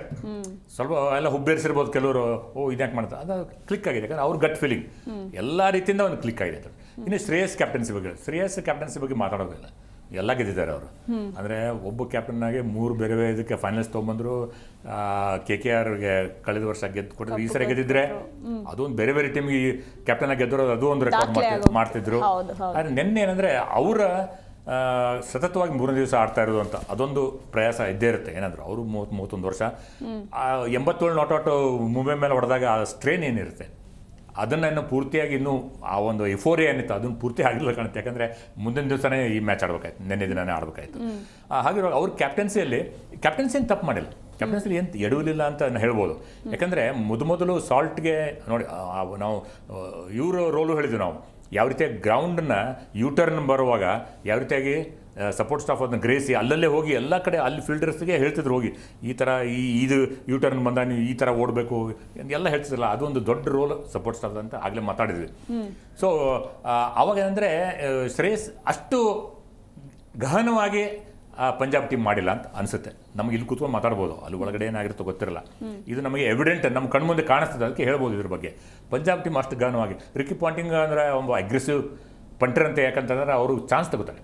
ಪಂಟರ್ಸ್ ಅಂದರೆ ಯಾರೋ ಒಂದು ಕುದುರೆ ಮೇಲೆ ದುಡ್ಡು ಕಟ್ತಾರಲ್ಲ, ಅವ್ರ ಗಟ್ ಫೀಲಿಂಗ್ ಇರುತ್ತೆ, ಅದನ್ನು ಚಾನ್ಸ್ ತಗೋತಾರೆ, ಅಗ್ರೆಸಿವ್ ಆಗಿರ್ತಾರೆ ಅಂತ ಅಗ್ರೆಷನ್ ತೋರಿಸಿದ್ರು. ಅವರು ಸರಿಯಾಗಿ ಬ್ಯಾಟಿಂಗ್ ವಿಕೆಟ್ ಕೀಪಿಂಗ್ ಕೋಚ್ ಅಂತ ಬ್ರಾಡ್ ಹೆಡಿನ್ ಅವರು ಇಂಟರ್ನ್ಯಾಷನಲ್ಲು, ಜೇಮ್ಸ್ ಸೋಪ್ ಅಂತ ಬೌಲಿಂಗ್ ಅವರು, ನಮ್ಮ ಸುನಿಲ್ ಜೋಶಿ ಅವರಿದ್ದರು, ಉತ್ತರ ಕರ್ನಾಟಕದ ಹೆಮ್ಮೆ ಪುತ್ರ ಸುನಿಲ್ ಜೋಶಿ ಎಡಗೈ ಸ್ಪಿನ್ನರ್ ಇದ್ದರು. ಸೊ ಅವರು ಕೋಚ್ ಆಗಿದ್ದರು. ಅಂದರೆ ಎಲ್ಲ ಅವ್ರು ಇನ್ಪುಟ್ಸ್ ಇದ್ದರೂ ಕೂಡ ಕೊನೆಗೆ ಆಡೋರು ಯಾರು ನೀವು ಎಷ್ಟೇ ನೀವು ರಿಕಿ ಪಾಂಟಿಂಗ್ ಹೆಸರಾಗಿದ್ದು ಮ್ಯಾನ್ ಮ್ಯಾನೇಜ್ಮೆಂಟ್ಗೆ. ಅವರ ಮ್ಯಾನ್ ಮ್ಯಾನೇಜ್ಮೆಂಟಿಂದ ನಮ್ಮ ಇಂಡಿಯನ್ ಅನ್ಕ್ಯಾಪ್ ಪ್ಲೇಯರ್ಸ್ ಜೊತೆ ಸೇರಿ ಇಷ್ಟು ದೊಡ್ಡ ಸಾಧನೆ ಮಾಡಿದ್ದು ಒಂದು ದೊಡ್ಡ ಅದ್ಭುತ ಸಾಧನೆ ಅಂತ ಹೇಳ್ಬೋದು. ಫೈನಲ್ಸ್ಗೆ ಬರೋದು, ಲೀಗ್ ಟಾಪ್ ಮಾಡೋದು, ಅಂದರೆ ಅವರು ಕೂಡ ಆಪ್ಷನ್ ಟೇಬಲಲ್ಲಿ ಭಾಳ ಚೆನ್ನಾಗಿ ಯೋಚನೆ ಮಾಡಿ ಎಲ್ಲ ಆಟಗಾರನ ತೊಗೊಂಡು ಇಂಡಿಯನ್ ಅನ್ಕ್ಯಾಪ್ ಪ್ಲೇಯರ್ಸ್ಗೆ ಯಾವ ರೀತಿಯಾಗಿ ತರಬೇತಿ ಕೊಟ್ಟಿದ್ದಾರೆ ನೋಡಿ ಅವರಿಗೆ. ಆದರೆ ಅಲ್ವಾ, ಯಾವ ರೀತಿಯಾಗಿ ಅಂದರೆ ಬಿಹೈಂಡ್ ದ ಸೀನ್ ಏನೇನು ನಡೆದಿರುತ್ತೆ, ಅವರು ಯಾವ ರೀತಿ ಹುರಿದುಂಬಿಸ್ತಾರೆ, ಯಾವ ರೀತಿ ಅವ್ರಿಗೆ ಇನ್ಪುಟ್ಸ್ ಕೊಡ್ತಾರೆ, ಯಾವ ರೀತಿ ತರಬೇತಿ ನೀಡ್ತಾರೆ, ಅದನ್ನು ಅವ್ರು ಹೆಂಗೆ ಫಾಲೋ ಮಾಡ್ತಾರೆ. ಓಕೆ, ಇದು ಯಂಗ್ ಟೀಮು. ಅವರು ನಿನ್ನೆ ಪ್ರೆಸ್ ಕಾನ್ಫರೆನ್ಸಲ್ಲಿ ಅದೇ ಹೇಳಿದ್ದು, ಓಕೆ ವಿರಾಟ್ ಸಲ ಗೆದ್ದದ್ದು ಭಾಳ ಒಳ್ಳೆಯದಾಯಿತು, ಆದರೆ ನಮಗೆ ಭಾಳ ಖುಷಿ ಇದೆ, ಈ ಮಟ್ಟಕ್ಕೆ ಬಂದಿದ್ದೀವಿ, ಇನ್ನು ಮುಂದೆ ಇದೇ ಕೋರ್ ಟೀಮ್ ಆಗುತ್ತೆ ನಮ್ಮದು ಅಂತ ಅದು ಹೇಳಿದ್ರು. ಇಂಡಿಯನ್ ಅನ್ಕ್ಯಾಪ್ ಪ್ಲೇಯರ್ಸು ಮುಂದಿನ ವರ್ಷ ಕ್ಯಾಪ್ಡ್ ಆಗ್ಬೋದು ಅವರು, ಯಾಕಂದರೆ ಎಷ್ಟೋ ಜನ ಆಗ್ಬೋದು ಅದರಲ್ಲಿ. ಸೊ ಹಂಗಿರುವಾಗ ಶಶಾಂಕ್ ಸಿಂಗ್ ಅವ್ರಿಗೆ ಯಾವ ರೀತಿ ಅವರು ಎನ್ಕರೇಜ್ ಮಾಡ್ತಾಯಿದ್ರು, ಶಶಾಂಕ್ ಸಿಂಗ್ ಅವರನ್ನು ಯಾವ ರೀತಿ ತೊಗೊಂಡ್ರು ಅದು ಗೊತ್ತು. ಲಾಸ್ಟ್ ಸೀಸನಲ್ಲಿ, ಈ ಸೀಸನಲ್ಲಿ 2024 ಆಕ್ಷನಲ್ಲಿ ಶಶಾಂಕ್ ಸಿಂಗನ್ನು ತೊಗೊಂಡ ತಕ್ಷಣ ಅವ್ರಿಗೆ ಅರಿವಾಯಿತು ಮ್ಯಾನೇಜ್ಮೆಂಟಿಗೆ, ಶಶಾಂಕ್ ಸಿಂಗ್ ಈ ಶಶಾಂಕ್ ಸಿಂಗ್ ಅಲ್ಲ, ನಾವು ಬೇರೆ ಶಶಾಂಕ್ ಸಿಂಗ್ ಕೇಳಿದ್ವಿ ಅಂತ ಆಕ್ಷನರಿಗೆ ಹೇಳಿದರು. ಅವಾಗಿಲ್ಲ, ಇಟ್ಸ್ ಓವರ್, ಒಂದ್ಸರಿ ಹ್ಯಾಮರ್ ಹೊಡ್ಕೊಂಡು ಓವರ್. ಅಂದರೆ ಅವ್ರ ಮನೋಬಲ, ಅವ್ರದ್ದು ಮನಸ್ಸಿಗೆ ಹಂಗೆ ಇರ್ಬೇಕು ನೋಡಿ. ಆದರೆ ಶಶಾಂಕ್ ಸಿಂಗ್ಗೆ ಟಾಪ್ ಸ್ಕೋರರ್ ಆದ್ರು ಅವರು ಲಾಸ್ಟ್ ಸೀಸನಲ್ಲಿ, ಅವ್ರನ್ನ ರಿಟೈನ್ ಮಾಡಿದರು. ಹೀಗಾಗಿ ಅವ್ರ ಮೇಲೆ ಕಾನ್ಫಿಡೆನ್ಸ್ ತೋರಿಸಿದ್ದು. ಅವರು ನಿನ್ನೆ ಬ್ಯಾಟಿಂಗ್ ನೋಡಿದ್ವಲ್ಲ, ಅಂದರೆ ಅವ್ರ ಜೊತೆ ಇನ್ನೊಬ್ರು ಇದ್ದಿದ್ರೆ ಓಕೆ ಎಲ್ಲ ಮುಗಿದೋಯ್ತು, ಹೊಡೆದ್ರು, ಸಿಕ್ಸರ್ ಹೊಡೆದ್ರು, 23 ರನ್ ಹೊಡೆದ್ರು ಕೊನೆ ಓವರು ಅಂತೆಲ್ಲ ಹೇಳ್ಬೋದು. ಆದರೂ ಸ್ವಲ್ಪ ಅವ್ರಿಗೆ ಸಪೋರ್ಟ್ ಇದ್ದಿದ್ರೆ. ನೆನ್ನೆ ಕೂಡ ಇವರು ಯಾರೋ ಶ್ರೇಯಸ್ ಅಯ್ಯರಂತೂ ನಥಿಂಗ್ ಶಾಟಿಂದ ಔಟ್ ಆದರು. ಅಂದರೆ ಇಂಥ ಇನ್ನಿಂಗ್ಸ್ ಆಡಿ ಬಂದಮೇಲೆ ಅವರಿಂದ ಎಷ್ಟು ನಿರೀಕ್ಷೆ ಮಾಡಿದ್ವಿ. ಇಂಥ ಕ್ರಂಚ್ ಮ್ಯಾಚಲ್ಲಿ, ಇಂಥ ಕ್ರಂಚ್ ಸಿಚುವೇಷನಲ್ಲಿ ಗೆಲ್ಲಿಸ್ಕೊಡ್ಬೇಕು. ಅವಾಗ ಅವರು ನಿಂತ್ಕೊಂಡು ಆಡಬೇಕಾಯ್ತು. ಮೋಸ್ಟ್ ಅನ್ಲೈಕ್ಲಿ ಒಂದು ಬಾಲಲ್ಲೂ ಅಂಥದ್ದೇನು ಮಾಡಿರಲ್ಲ ಅದು. ರುಮಾರೇಶ ಪಡೋದು ನಿಧಾನಾಗಿತ್ತು, ಔಟ್ಸೋಸ್ ಆಫ್ ಬಿತ್ತು. ಇವ್ರದ್ದು ಮೂಮೆಂಟ್ ಆಫ್ ಮ್ಯಾಡ್ನೆಸ್ ಇರುತ್ತೆ. ಕ್ರಿಕೆಟಲ್ಲಿ ಎಂಥ ಗ್ರೇಟ್ ಪ್ಲೇಯರ್ ಇದ್ರು ಒಂದು ಮೂಮೆಂಟ್ ಆಫ್ ಮ್ಯಾಡ್ನೆಸ್ ಅಂತ ಇರುತ್ತೆ. ಅವಾಗ ನಮ್ಗೆ ತಮ್ಗೆ ಗೊತ್ತಿಲ್ಲಾರ್ದಂಗೆ ಅದು ಹೇಳ್ಕೊಂಡು ಹೋಗ್ಬಿಟ್ಟಿರುತ್ತೆ. ಸುಳಿಯಲ್ಲಿ ಸಿಕ್ಕಿದಾಗ ಹೆಂಗೆ ಹೋಗ್ತಲ್ಲ ಹಂಗೆ ಆ ಥರ ಸಿಕ್ಕಾಕೊಂಡ್ಬಿಡ್ತಾರೆ. ಸೊ ಅಂಥ ಶಾರ್ಟ್ ಔಟ್ ಅವರು ಆವಾಗಲೇ ಕುಸಿತು ಅಂತ ಅಂದ್ಕೊಂಡ್ವಿ. ಆದರೆ ಮುಂದೆ ಆಡಿದವರು ಕೂಡ ಇಂಗ್ಲೀಷ್ ಔಟ್ ಆದಮೇಲೆ ಸ್ವಲ್ಪ ಹುಪ್ಸ್ ಕಡಿಮೆ ಆಯಿತು. ನಂತರ ಇವು ಇಂಗ್ಲೀಷ್ ಔಟ್ ಆದಮೇಲೆ ಅಂದರೆ ಸಾನಿಸ್ ಒಂದು ಸಿಕ್ಸರ್ ಹೊಡೆದು ನೆಕ್ಸ್ಟ್ ಬಾಲೇ ಔಟ್ ಆದರು. ಅದಕ್ಕೆ ಭುವಿಗೆ ಅಪ್ರಿಷಿಯೇಟ್ ಮಾಡಬೇಕು. ಯಾಕಂದರೆ ಯಾವ ರೀತಿಯಾಗಿ ಅವರು ಅದೇ ಸ್ಪಾಟಲ್ಲಿ ಆರ್ಕಲ್ ಅಂತ ಬೋಲ್ ಮಾಡಿದರು, ಚಾನ್ಸ್ ತೆಗೆದುಕೊಳ್ಳಲೇಬೇಕಾಯಿತು. ಅಂದರೆ ಎಲ್ಲ ಒಟ್ಟಿಗೆ ಸಾಂಘಿಕ ಪ್ರದರ್ಶನ ಯಾವ ರೀತಿ ಅವರು ತೋರಿಸಿದ್ರು, ನಮ್ಮ RCB ತೋರಿಸಿದ್ರು, ಇವರು ತೋರ್ಸೋಕ್ಕಾಗಲಿಲ್ಲ. ಬಟ್ ಶ್ರೇಯಸ್ ಅಯ್ಯರ್ಗೇನು ಬ್ಲೇಮ್ ಮಾಡೋಕ್ಕಾಗಲ್ಲ ಅಂತ ಅನ್ಸುತ್ತೆ. ಅವ್ರು ಬ್ಯಾಟಿಂಗ್ ಫೇಲ್ಯೂರ್ ಬಿಟ್ಟರೆ ಎಲ್ಲನೂ ಸರಿಯಾಗಿ ಮಾಡಿದ್ರು ಅಂತ ಅನ್ಸುತ್ತೆ. Okay, fine. ಎಸ್, ಇನ್ನು ರವಿ ಸರ್, ನಮ್ಮ ಕಡೆ ನಾವು ಬೌಲಿಂಗ್ ಬಗ್ಗೆ ಮಾತಾಡಲೇಬೇಕು. ಬೌಲಿಂಗಿಂದಲೇ ನಾವು ಈ ಸೀಸನ್ನು ಫೈನಲ್ ತನಕ ಬಂದು ಗೆದ್ದಿದ್ವಿ ಅಂತ ಹೇಳಿದ್ರೆ ತಪ್ಪಾಗೋದಿಲ್ಲ. ಆ್ಯಂಡ್ ಕೃಣಾಲ್ ಪಾಂಡ್ಯ ನಿನ್ನೆ 4 ಓವರ್ ಬೌಲಿಂಗ್ ಮಾಡ್ತಾರೆ. ಸೊ ಅವರು ಆಪತ್ ಬಾಂಧವ ಆದರು ನಿನ್ನೆ ಮ್ಯಾಚಲ್ಲಿ ಅಂತ ಹೇಳಿದ್ರೆ ತಪ್ಪಾಗೋದಿಲ್ಲ. ಸೊ ಅವ್ರ ಬಗ್ಗೆ ಏನು ಹೇಳ್ತೀರಾ? ಕೃಣಾಲ್ ಏನಂತಂದರೆ ತುಂಬ ಸ್ಪಿನ್ ಮಾಡೋ ಅಂಥ ಬೌಲರ್ ಅಲ್ಲ. ಏನಂತಂದ್ರೆ ಟೆಕ್ನಿಕ್ಕಾಗಿ ಅಂದರೆ ನೀವು ನೋಡ್ಬೋದು, ನಿನ್ನೆ ಕೀಪರ್ ಹೇಳ್ತಾ ಇರ್ತಾರೆ ಸ್ವಲ್ಪ ಪೌಸ್ ಮಾಡು ಅಂತ ಹೇಳ್ತಾರೆ. ಸೊ ಅವ್ರು ಯಾವ ಲೆವೆಲ್ಗೆ ಬರ್ತಾರಂತ ಅಂದರೆ, ಅವನು ಬ್ಯಾಟ್ಸ್ಮನ್ ಮುಂದಕ್ಕೆ ಬಂದ ತಕ್ಷಣ ಡೆಲಿವರಿ ಮಾಡಬೇಕು, ಆ ಟೈಮ್ಗೆ ಬಂದು ಬಾಲ್ ನಿಲ್ಲಿಸ್ಬಿಟ್ಟು ವಾಪಸ್ ಹೋಗ್ತಾರೆ. ಅಂತ ಅಂದರೆ ಅವರು ಪ್ರಿಪೇರ್ ಆಗಿರಲಿಲ್ಲ ಮೆಂಟಲಿ, ಅವನಿಗೆ ಆ ಮೂಮೆಂಟಮ್ನ ಮಿಸ್ ಮಾಡ್ತಾರೆ. ಯಾಕೆ ಕ್ರಿಕೆಟಲ್ಲಿ ಇನ್ನೊಂದು ಯಾವಾಗಲೂ ಏನಂತಂದರೆ ಮೈಂಡಿಗೆ ಮಾಡಬೇಕಾಗುತ್ತೆ. ಕೃಣಾಲ್ ಪಾಂಡ್ಯ ಅದರಲ್ಲಿ ತುಂಬ ಎತ್ತಿದ ಕೈ. ಒಬ್ಬ ಸ್ಪಿನ್ನರು, ನೀವು ಯಾವ್ದಾರ ಒಬ್ಬ ಸ್ಪಿನ್ನರ್ ಬೌನ್ಸ್ ಆಗಿದ್ದು ಯಾವ ಥರ ನೋಡಿದ್ದೀರಾ? ಕೃಣಾಲ್ ಪಾಂಡ್ಯನ ಪ್ರಾಕ್ಟೀಸ್ ಮಾಡ್ಕೊಂಡಿದ್ದಾರೆ. ಯಾರು ಎಕ್ಸ್ಪೆಕ್ಟ್ ಮಾಡಲ್ಲ ಸ್ಪಿನ್ನರ್ ಒಬ್ಬ ಬೌನ್ಸ್ ಆಗ್ತಾನೆ ಅಂತ. ಬಟ್ ನೀವು ಕೃಣಾಲ್ ಪಾಂಡ್ಯ ನೋಡಿ, ಈ ಇದರಲ್ಲಿ ಈ IPL ಅಲ್ಲಿ ಕನಿಷ್ಠ ಅಂದ್ರೆ ಒಂದು 12 ಬೌನ್ಸರ್ ಹಾಕಿದ್ದಾರೆ ಅವರು. ಅಂದರೆ ಆ ಲೆವೆಲ್ಗೆ ಬೌನ್ಸ್ ಆಗ್ತಾರೆ. ಬರೀ ಅದು ಏನಂದ್ರೆ 105, 110 ಸ್ಪೀಡಲ್ಲೇ ಬಾಲ್ ಹಾಕ್ಬಿಟ್ಟು ಬೌನ್ಸ್ ಬರುತ್ತೆ ಅಂತಂದರೆ, ಯಾರು ಏನಂತಂದರೆ ಸೊಂಟದಿಂದ ಮೇಲೆ ಬರಲ್ಲ ಸ್ಪಿನ್ನರ್ ಹಾಕೋ ಬಾಲ್ಗಳು, ಅಷ್ಟರೊಳಗಡೆ ಪ್ರಿಪೇರ್ ಆಗಿರ್ತಾರೆ, ಹಂಗೆ ಆಡಬೇಕು ಅನ್ನೋ ಇದಿರ್ತಾರೆ. ಸೊ ಇವರು ಒಂದು ಸರ್ಪ್ರೈಸ್ ಎಲಿಮೆಂಟ್ ಅಂದರೆ ಇಂಟ್ರೊಡ್ಯೂಸ್ ಮಾಡಿದ್ರು. ಆಮೇಲೆ ಏನಂದ್ರೆ ವೇರಿಯೇಷನ್ ಇತ್ತು. ಯಾಕಂತಂದರೆ ಅವ್ರಿಗೆ ಒಂದು ಅರ್ಥ ಆಗಿತ್ತು, ಈ ಪಿಚ್ಚಲ್ಲಿ ನಾರ್ಮಲ್ ಸ್ಪೀಡಾಗಿ ಹಾಕಿದ್ರೆ ನೀವು ಹೊಡಿಬೋದು ಅನ್ನೋದು. ಯಾಕಂದರೆ ಅವರು ಡಗೌಟಲ್ಲಿ ಕೂತ್ಕೊಂಡೇ ನೋಡ್ತಾ ಮ್ಯಾಚ್ ರೀಡ್ ಮಾಡ್ತಾಯಿದ್ರು. ಅಲ್ಲಿ ಪಂಜಾಬ್ನವರು ಅಷ್ಟೇ, ಫಾಸ್ಟ್ ಬೌಲರ್ ಬಂದ್ಬಿಟ್ಟು ಜಾಮಿಸನ್ ಬಂದ್ಬಿಟ್ಟು 110, 108, 112, 113 ಅಂದರೆ 135+ ಸ್ಪೀಡಲ್ಲಿ ಹಾಕುವಂಥ ಒಬ್ಬ ಬಾಲರು. ಆ ವೇರಿಯೇಷನ್ ಏನಾಗ್ತಿದ್ರು, ಕೊಹ್ಲಿ ಔಟ್ ಆಗಿದ್ದು ಅಷ್ಟೇ ಸ್ಲೋ ಬೌನ್ಸರು. ಸೊ ಅವ್ರಿಗೆ ಒಂದು ಅರ್ಥ ಆಗಿತ್ತು, ಸ್ಲೋ ಬೌನ್ಸರ್ನ ಅಥವಾ ಸ್ಲೋ ಬಾಲ್ನ ಇಲ್ಲಿ ಪಿಕ್ ಮಾಡೋದು ಕಷ್ಟ ಇದೆ, ಬಟ್ ನಾರ್ಮಲಾಗಿ ಹಾಕಿದ್ರೆ ಬ್ಯಾಟ್ಸ್ಮನ್ ಆಡ್ತಾರಂತೆ. ತುಂಬ ರೀಡ್ ಮಾಡ್ತಾಯಿದ್ರು. ಯಾಕಂತಂದರೆ ಅವರಿಬ್ಬರು ಒಳ್ಳೆ ಪ್ಲೇಯರ್. ಇಂಗ್ಲೀಷ್ ಆಗಿರ್ಬೋದು, ಪ್ರಭಸ್ಮರನ್ ಆಗಿರ್ಬೋದು, ಅವ್ರು ಸ್ಪಿನ್ನರ್ ತುಂಬ ಚೆನ್ನಾಗಿ ಆಡ್ತಾರೆ. ಒಂದು 6 ಸಹ ಹೊಡಿತಾರೆ ಅವ್ರು. ನೀವು ಅಬ್ಸರ್ವ್ ಮಾಡಿದ್ರೆ ಇಲ್ವೋ ಗೊತ್ತಿಲ್ಲ, ಸ್ಟ್ರೇಟ್ ಇಟ್ಟು ಹೊಡಿತಾರೆ, ಕ್ಲೀನ್ ಶಾಟು. ಅವರು ಟೆನ್ಷನಲ್ಲಿ ಇರ್ತಾರೆ. ಬಾಲ್ಗಿಂತ ಅವರ ಸ್ಟ್ರೈಕ್ ರೇಟ್ 100 ಕಮ್ಮಿ ಬಂದಿರುತ್ತೆ. So Krunal Pandya dot ball ಜಾಸ್ತಿ ಮಾಡ್ತಾಯಿದ್ರು ನಿನ್ನೆ. ಪ್ಲಸ್ ಪಾಯಿಂಟ್ ಏನಂತಂದ್ರೆ, ಡಾಟ್ ಬಾಲ್ ಎಷ್ಟು ಮಾಡ್ತಿರೋ ನೀವು ಅಷ್ಟು ಪ್ರೆಷರ್ ಜಾಸ್ತಿ ಆಗುತ್ತೆ. ಸೊ ಒಂದು ಸೈಡ್ ಇಲ್ಲ, ಇನ್ನೊಂದು ಸೈಡ್ ಯಾರೋ ಒಬ್ಬ ಚಾನ್ಸ್ ತೊಗೊಳ್ಳೇಬೇಕು. ಸೊ ಪ್ರೆಷರ್ ಬಿಲ್ಡ್ ಮಾಡ್ತಾಯಿದ್ರು. ಫೀಲ್ಡಿಂಗು ಸಹ ಅಷ್ಟೇ ತುಂಬ ಚೆನ್ನಾಗಿದೆ. ನೀವು ನಮ್ಮ ಅಬ್ಸರ್ವ್ ಮಾಡಿಲ್ಲ, ವಿರಾಟ್ ಕೊಹ್ಲಿ ನಿಂತಿರ್ತಾರೆ ಇಂಗ್ಲೀಷ್ ಹೊಡೆಯೋಂಥ ಪ್ಲೇಸಲ್ಲಿ 6. ವಿರಾಟ್ ಕೊಹ್ಲಿ ಕುಳ್ಳ ಅಂತ ಕಾರಣಕ್ಕೆ ಅಲ್ಲಿ ತಂದು ರೊಮಿರೋ ಶೆಪಾರ್ಡ್ನ ಚೇಂಜ್ ಮಾಡ್ತಾರೆ. ಯಾಕಂತಂದರೆ ಯಾವುದೇ ಚಾನ್ಸ್ ಮಿಸ್ ಆಗ್ಬಿಡೋದು. ಅವ್ರು ತುಂಬ ಹೈಟ್ ಇದ್ದಾರೆ, ಅಟ್ಲೀಸ್ಟ್ ನೀವು ಒಂದು ಜಂಪ್ ಮಾಡಿದ್ರೆ ಕ್ಯಾಚ್ ಇಟ್ಕೋಬಹುದು. ಅಲ್ಲ ಇಲಿಯಾಮ್ ಲಿವಿಂಗ್ ಸ್ಟೋನ್ ಬರ್ತಾರೆ, ಅಂದರೆ ಟೀಮ್ನ ತುಂಬ ಚೆನ್ನಾಗಿ ರೀಡ್ ಮಾಡ್ತಾಯಿದ್ರು. ಆಮೇಲೆ ಕೋಚು ಸಹ ಅಷ್ಟೇ, ಒಂದು 6 ಹೊಡ್ಸ್ಕೊಂಡಾಗಲೂ ಸಹ ಇದು ಕ್ಯಾಚ್ ಆಗಬೇಕಾಯಿತು, 6 ಹೋಯ್ತಲ್ಲ ಅಂತ ಅಂದರೆ ಪ್ಲ್ಯಾನ್ ಇತ್ತು, ಪ್ರತಿಯೊಂದು ಪ್ಲ್ಯಾನ್ ಇತ್ತು, ಪ್ಲ್ಯಾನ್ ಸ್ವಲ್ಪ ಮಿಸ್ ಆಯಿತು ಅನ್ನೋದು ಇದಾಯಿತು. ಆಮೇಲೆ ನೀವು ನೋಡ್ಬೋದಾಗಿತ್ತು ಏನಂತ, ಇಂಗ್ಲೀಷ್ನ ಔಟ್ ಮಾಡಬೇಕಾದ್ರೂ ಅಷ್ಟೇ ಅವ್ರು ಮುಂದಕ್ಕೆ ಬರ್ತಾರೆ, ಮುಂದಕ್ಕೆ ಬಂದ ತಕ್ಷಣ ಅವ್ರಿಗೆ ಅಷ್ಟು ಎಲಿವೇಶನ್ ಕೊಡಲ್ಲ. ಅಂದರೆ ಅವ್ರು ಹೊಡೆದಿರ್ತಾರೆ ಶಾರ್ಟು, ಸ್ವಲ್ಪ ಅದು ಪವರ್ ಇರುತ್ತೆ, ಎಲ್ಲ ಇರುತ್ತೆ, ಬಟ್ ಅದು ಮೇಲೆ ಎಷ್ಟು ಹೋಗ್ಬೇಕಾಯ್ತು ಅಷ್ಟು ಹೋಗಲ್ಲ, ಹಂಗಾಗಿ ಔಟ್ ಆಗ್ತಾರೆ ಅವರು. ಔಟ್ ಆಗ್ಬೇಕಾದ್ರೆ ಅಷ್ಟೇ ಬಾಲ್ ಒಂಚೂರು ಮೇಲೆ ಹೋಗಲಿ ಅಂತ ನೆಗಿತಾ ಇರ್ತಾರೆ ಅವರು. ಅಂದರೆ ಸ್ವಲ್ಪ ಜಸ್ಟ್ ಕೈಗೆ ಹೋಗುತ್ತೆ. ಅಂದರೆ ಎಲ್ಲನೂ ಸಹ ಪ್ಲ್ಯಾಂಡಾಗಿ ಮಾಡಿದರು, ಎಲ್ಲನೂ ಎಕ್ಸಿಕ್ಯೂಷನ್ ಚೆನ್ನಾಗಿತ್ತು. ನಿನ್ನೆ ಸುಯಶ್ ಏನು ಸ್ವಲ್ಪ ಈ ನಮ್ಮ RCB ಪಾಲಿಗೆ ಅಂತಂದರೆ ಅವ್ರು ನಾವು ಅಂದ್ಕೊಂಡ ಪ್ರೆಡಿಕ್ಟ್ ಮಾಡ್ದಂಗೆ ಬೌಲಿಂಗ್ ಹಾಕಲಿಲ್ಲ ಅನ್ನೋದು ಬಿಟ್ಟರೆ ಬೇರೆ ಎಲ್ಲರೂ ಸಹ ಅಷ್ಟೇ ಕರೆಕ್ಟ್ ಟೈಮ್ಗೆ ಕರ್ಕೊಂಬಂದರು, ಕರೆಕ್ಟ್ ಟೈಮ್ ಎಕ್ಸಿಕ್ಯೂಷನ್ ಮಾಡಿದ್ರು. ಅವರು ಶೆಫರ್ಡ್ ಸಹ ವಿಕೆಟ್ ಹಾಕ್ತಾರೆ ಅನ್ನೋದು ಯಾರಿಗೂ ಗೊತ್ತಿರಲಿಲ್ಲ. ಸೊ ಒಂದು ಟ್ರಯಲ್ ಮಾಡಿದ್ರು, ಯಾಕಂದರೆ ಈ ಹಿಂದೆ ಮಧ್ಯದಲ್ಲಿ ಒಂದು ಸಲ ಇಂಟ್ರೊಡ್ಯೂಸ್ ಮಾಡೋದು ತುಂಬ ರನ್ ಕೊಟ್ಟಿದ್ರು ಈ ಹಿಂದೆ ಲೀಗ್ ಮ್ಯಾಚ್ಗಳಲ್ಲಿ. ಸೊ ಇಲ್ಲಿ ಅವ್ರು ಕೈ ಹಿಡಿತಾ ಅಂದರೆ ಅವ್ರು ತುಂಬ ಏನು ಅದ್ಭುತವಾಗಿ ಏನು ಬೌಲಿಂಗ್ ಹಾಕಿರಲಿಲ್ಲ. ಈ ಕ್ರಿಕೆಟ್ ಏನಂತಂದ್ರೆ ಗೇಮ್ ಆಫ್ ಏರರ್, ಯಾರು ಜಾಸ್ತಿ ತಪ್ಪು ಮಾಡ್ತಾರೆ ಅವ್ರು ಸೋಲ್ತಾರೆ, ಕಮ್ಮಿ ಎರರ್ ಮಾಡೋರು ತಪ್ತಾರೆ ಗೆಲ್ತಾರೆ. ಶ್ರೇಯಸ್ ಅಯ್ಯರ್ ಒಂದು ಸುಮ್ಮನೆ ಹೋಗ್ತಿರೋ ಅಂಥ ಬಾಲ್ಗೆ ಸುಮ್ಮನೆ ಒಂದು ಮುತ್ತು ಕೊಟ್ಟರು, ಕೀಪರ್ ಗ್ಲೌಸ್ಗೆ ಹೋಯ್ತು. ಹಂಗಾಗಿ ಎಲ್ಲೋ ಒಂದು ಟೆನ್ಷನ್ ಇತ್ತು. ಅಟ್ಲೀಸ್ಟ್ ಶ್ರೇಯಸ್ ಅಯ್ಯರ್ ಒಂದು 15 ಬಾಲ್ ಆಡಿದ್ರು, ಅವ್ರು ಆರಾಮಾಗಿ ಮ್ಯಾಚ್ ಗೆಲ್ತಿದ್ರು. ಸ್ಟೋನಿಸು ಸಹ ಅಷ್ಟೇ, ಸ್ಟೋನಿಸು ಸಹ ಒಂದು 10 ಬಾಲು ಅವ್ರು ನಿಂತ್ಕೊಂಡಿದ್ರು ಸಾಕಿತ್ತು. ಯಾಕಂದರೆ ಸ್ಟೋನಿಸು ತುಂಬ ಚೆನ್ನಾಗಿ ಬಾಲ್ನ ಏನು ಮಾಡ್ತಾರೆ, ಹಿಟ್ ಮಾಡ್ತಾರೆ, ಪವರ್ ಹಿಟ್ಟರು. ನೀವು ಫಸ್ಟ್ ಬಾಲೇ ನೋಡ್ಬೋದಾಗಿತ್ತು, ಭುವನೇಶ್ವರ್ ಕುಮಾರ್ ಬಾಲ್ ಸ್ಲಾಟಲ್ಲಿ ಇತ್ತು, ಕ್ಲೀನಾಗಿ ಎತ್ತು 6 ಹೊಡೆದ್ರು. ನೆಕ್ಸ್ಟ್ ಬಾಲು ಸಹ ಅಂದರೆ ಒಂದು ಸಲ 6 ಹೊಡೆದ್ಬಿಟ್ರೆ ಅವ್ರ ಕಾನ್ಫಿಡೆನ್ಸ್ ಬರ್ತೀನಿ, ಎಲ್ಲ ಹೋಗುತ್ತೆ ಬಿಡು ಅನ್ನೋ ಕಾನ್ಫಿಡೆನ್ಸಲ್ಲಿದ್ದರು. ಸೊ ತುಂಬ ನಮ್ಮವರು ಸಹ ಅಷ್ಟೇ ಪ್ಲ್ಯಾನ್ ಆಗಿ ಬಾಲಿಂಗ್ ಆಗ್ತಾಯಿದ್ರು. ನಮ್ಮ ಪ್ಲ್ಯಾನಿಂಗ್ ಬಗ್ಗೆ ಮಾತಾಡೋದಾದರೆ ಇಲ್ಲಿ ನಮ್ಮ ಸಪೋರ್ಟ್ ಸ್ಟಾಫ್ದು ಮೆಚ್ಚಬೇಕು. ಯಾಕಂತಂದರೆ ಯಾವ ರೀತಿಯಾಗಿ ಬ್ಯಾಟರ್ಸ್ನ ಸ್ಟಡಿ ಮಾಡಿರ್ತಾರೆ, ಎಲ್ಲ ಟೆಕ್ನಾಲಜಿ ಇರುತ್ತೆ ಅದಕ್ಕೆ ಸ್ಟಡಿ ಮಾಡೋದಕ್ಕೆ. ಯಾವ ರೀತಿಯಾಗಿ ಇಬ್ಬರನ್ನ ಪ್ರಭುಸಿಮ್ರನ್ ಸಿಂಗ್ಗೆ ಹಾಗೂ ನಿಯಾಲ್ ವದೇರಾಗೆ ಯಾವ ರೀತಿ ಔಟ್ ಮಾಡಿದರು, ಇದೇ ಹೇಳಿದ್ರೆ ರವಿ. ಅಂದರೆ ಯಾವ ರೀತಿಯಾಗಿ ಸ್ಟ್ರೀಟ್ ಸ್ಮಾರ್ಟ್ ಬೀದಿಯಿಂದ ಬಂದಂಥ ಬೌಲರು ನಮ್ಮ ಕೃಣಾಲ್ ಪಾಂಡ್ಯ ಅವ್ರನ್ನ ಡಿಸೀವ್ ಮಾಡಿದ್ರಂತ. ಸ್ಲೋಯೆಸ್ಟ್ ಬಾಲ್ ಅದು 80 km/h ಬೌಲ್ ಮಾಡಿ ಅವರು ವಿಕೆಟ್ ತೆಗೆದುಕೊಂಡಿದ್ರು. ಆದರೆ ಇಲ್ಲಿ ಪ್ರಭುಸಿಮ್ರನ್ ಸಿಂಗ್ ಅವ್ರಿಗೇನಂದರೆ ಅಲ್ಲ ಹುಕ್ಕಲ್ಲ ಪುಲ್ಲಲ್ಲ ಒಂಥರ ಸ್ವಿಂಗ್ ಮಾಡ್ತಾರೆ ಬ್ಯಾಟ್ನ ಇದಕ್ಕೆ ಯಾವುದಕ್ಕೆ ಶಾರ್ಟ್ ಬಾಲ್ಗೆ.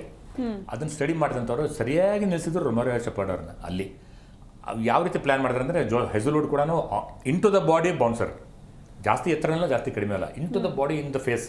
ಅವಾಗ ಅವರು ಇದನ್ನು ಶಾರ್ಟ್ ಹೊಡೆದಿರ್ಬೇಕಾಗ್ತಾರೆ ವಿತ್ ದ ಫೇಸ್. ಅದು ಕೈಗೆ ಹೋಗಿತ್ತು, ಆದರೆ ಕೈಗೆ ಬಂದ ತುತ್ತು ಬಾಯಿಗೆ ಬರಲಿಲ್ಲ ರೊಮಾರಿಯೋ ಶೆಪರ್ಡ್. ಆವಾಗ ಬೇಜಾರ.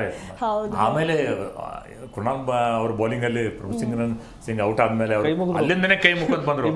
ನನ್ನ ಮರ್ಯಾದೆ ಉಳಿಸಿದ್ರಲ್ಲಪ್ಪ, ಬೇಗ ಔಟ್ ಮಾಡ್ತಾರೆ. ಕ್ಯಾಚ್ ಹಿಡಿದವ್ರು ಕೈ ಮುಗಿದ ಭಾರತೀಯ ಶೈಲಿಯಲ್ಲಿ ಕೈ ಮುಗಿದ್ರು ಅಷ್ಟೇ. ಆಮೇಲೆ ಇನ್ನೊಂದಂದ್ರೆ ನಿಯಾಲ್ ವದೇರಾ ಅವ್ರಿಗೆ ಯಾವ ರೀತಿ ಪ್ಲಾನ್ ಮಾಡ್ತಾರೆ, 4 ಇನ್ನಿಂಗ್ಸ್ ನೋಡ್ತಾ ಇದ್ದವ್ರು ಯಾವ ರೀತಿ ಔಟ್ ಆಗ್ತಾರೆ. ಲೆಗ್ ಸ್ಟಂಪ್ ಮೇಲೆ ಯಾರ್ಕ್ ಮಾಡಿದಾಗ ಔಟ್ ಆಗ್ತಾಯಿದ್ದಾರೆ. ಅದು ನೋಡಿ ಅಲ್ಲೇ ಹಾಕಿ ಅವ್ರನ್ನ ಕಟ್ಟಿ ಹಾಕಿ ನೋಡಿದರೆ ನಿಯಾಲ್ ವದೇರಾ ಎಂಥ ಬ್ಯಾಟರ್ ಅವರು. ಹಿಂದಿನ ಇನ್ನಿಂಗ್ಸಲ್ಲೇ 23 ಬಾಲಲ್ಲಿ 48 ಹೊಡೆದು ಗೆಲ್ಲಿಸಿದವರು ಅವರು ಶ್ರೇಯಸ್ ಅವ್ರ ಜೊತೆ.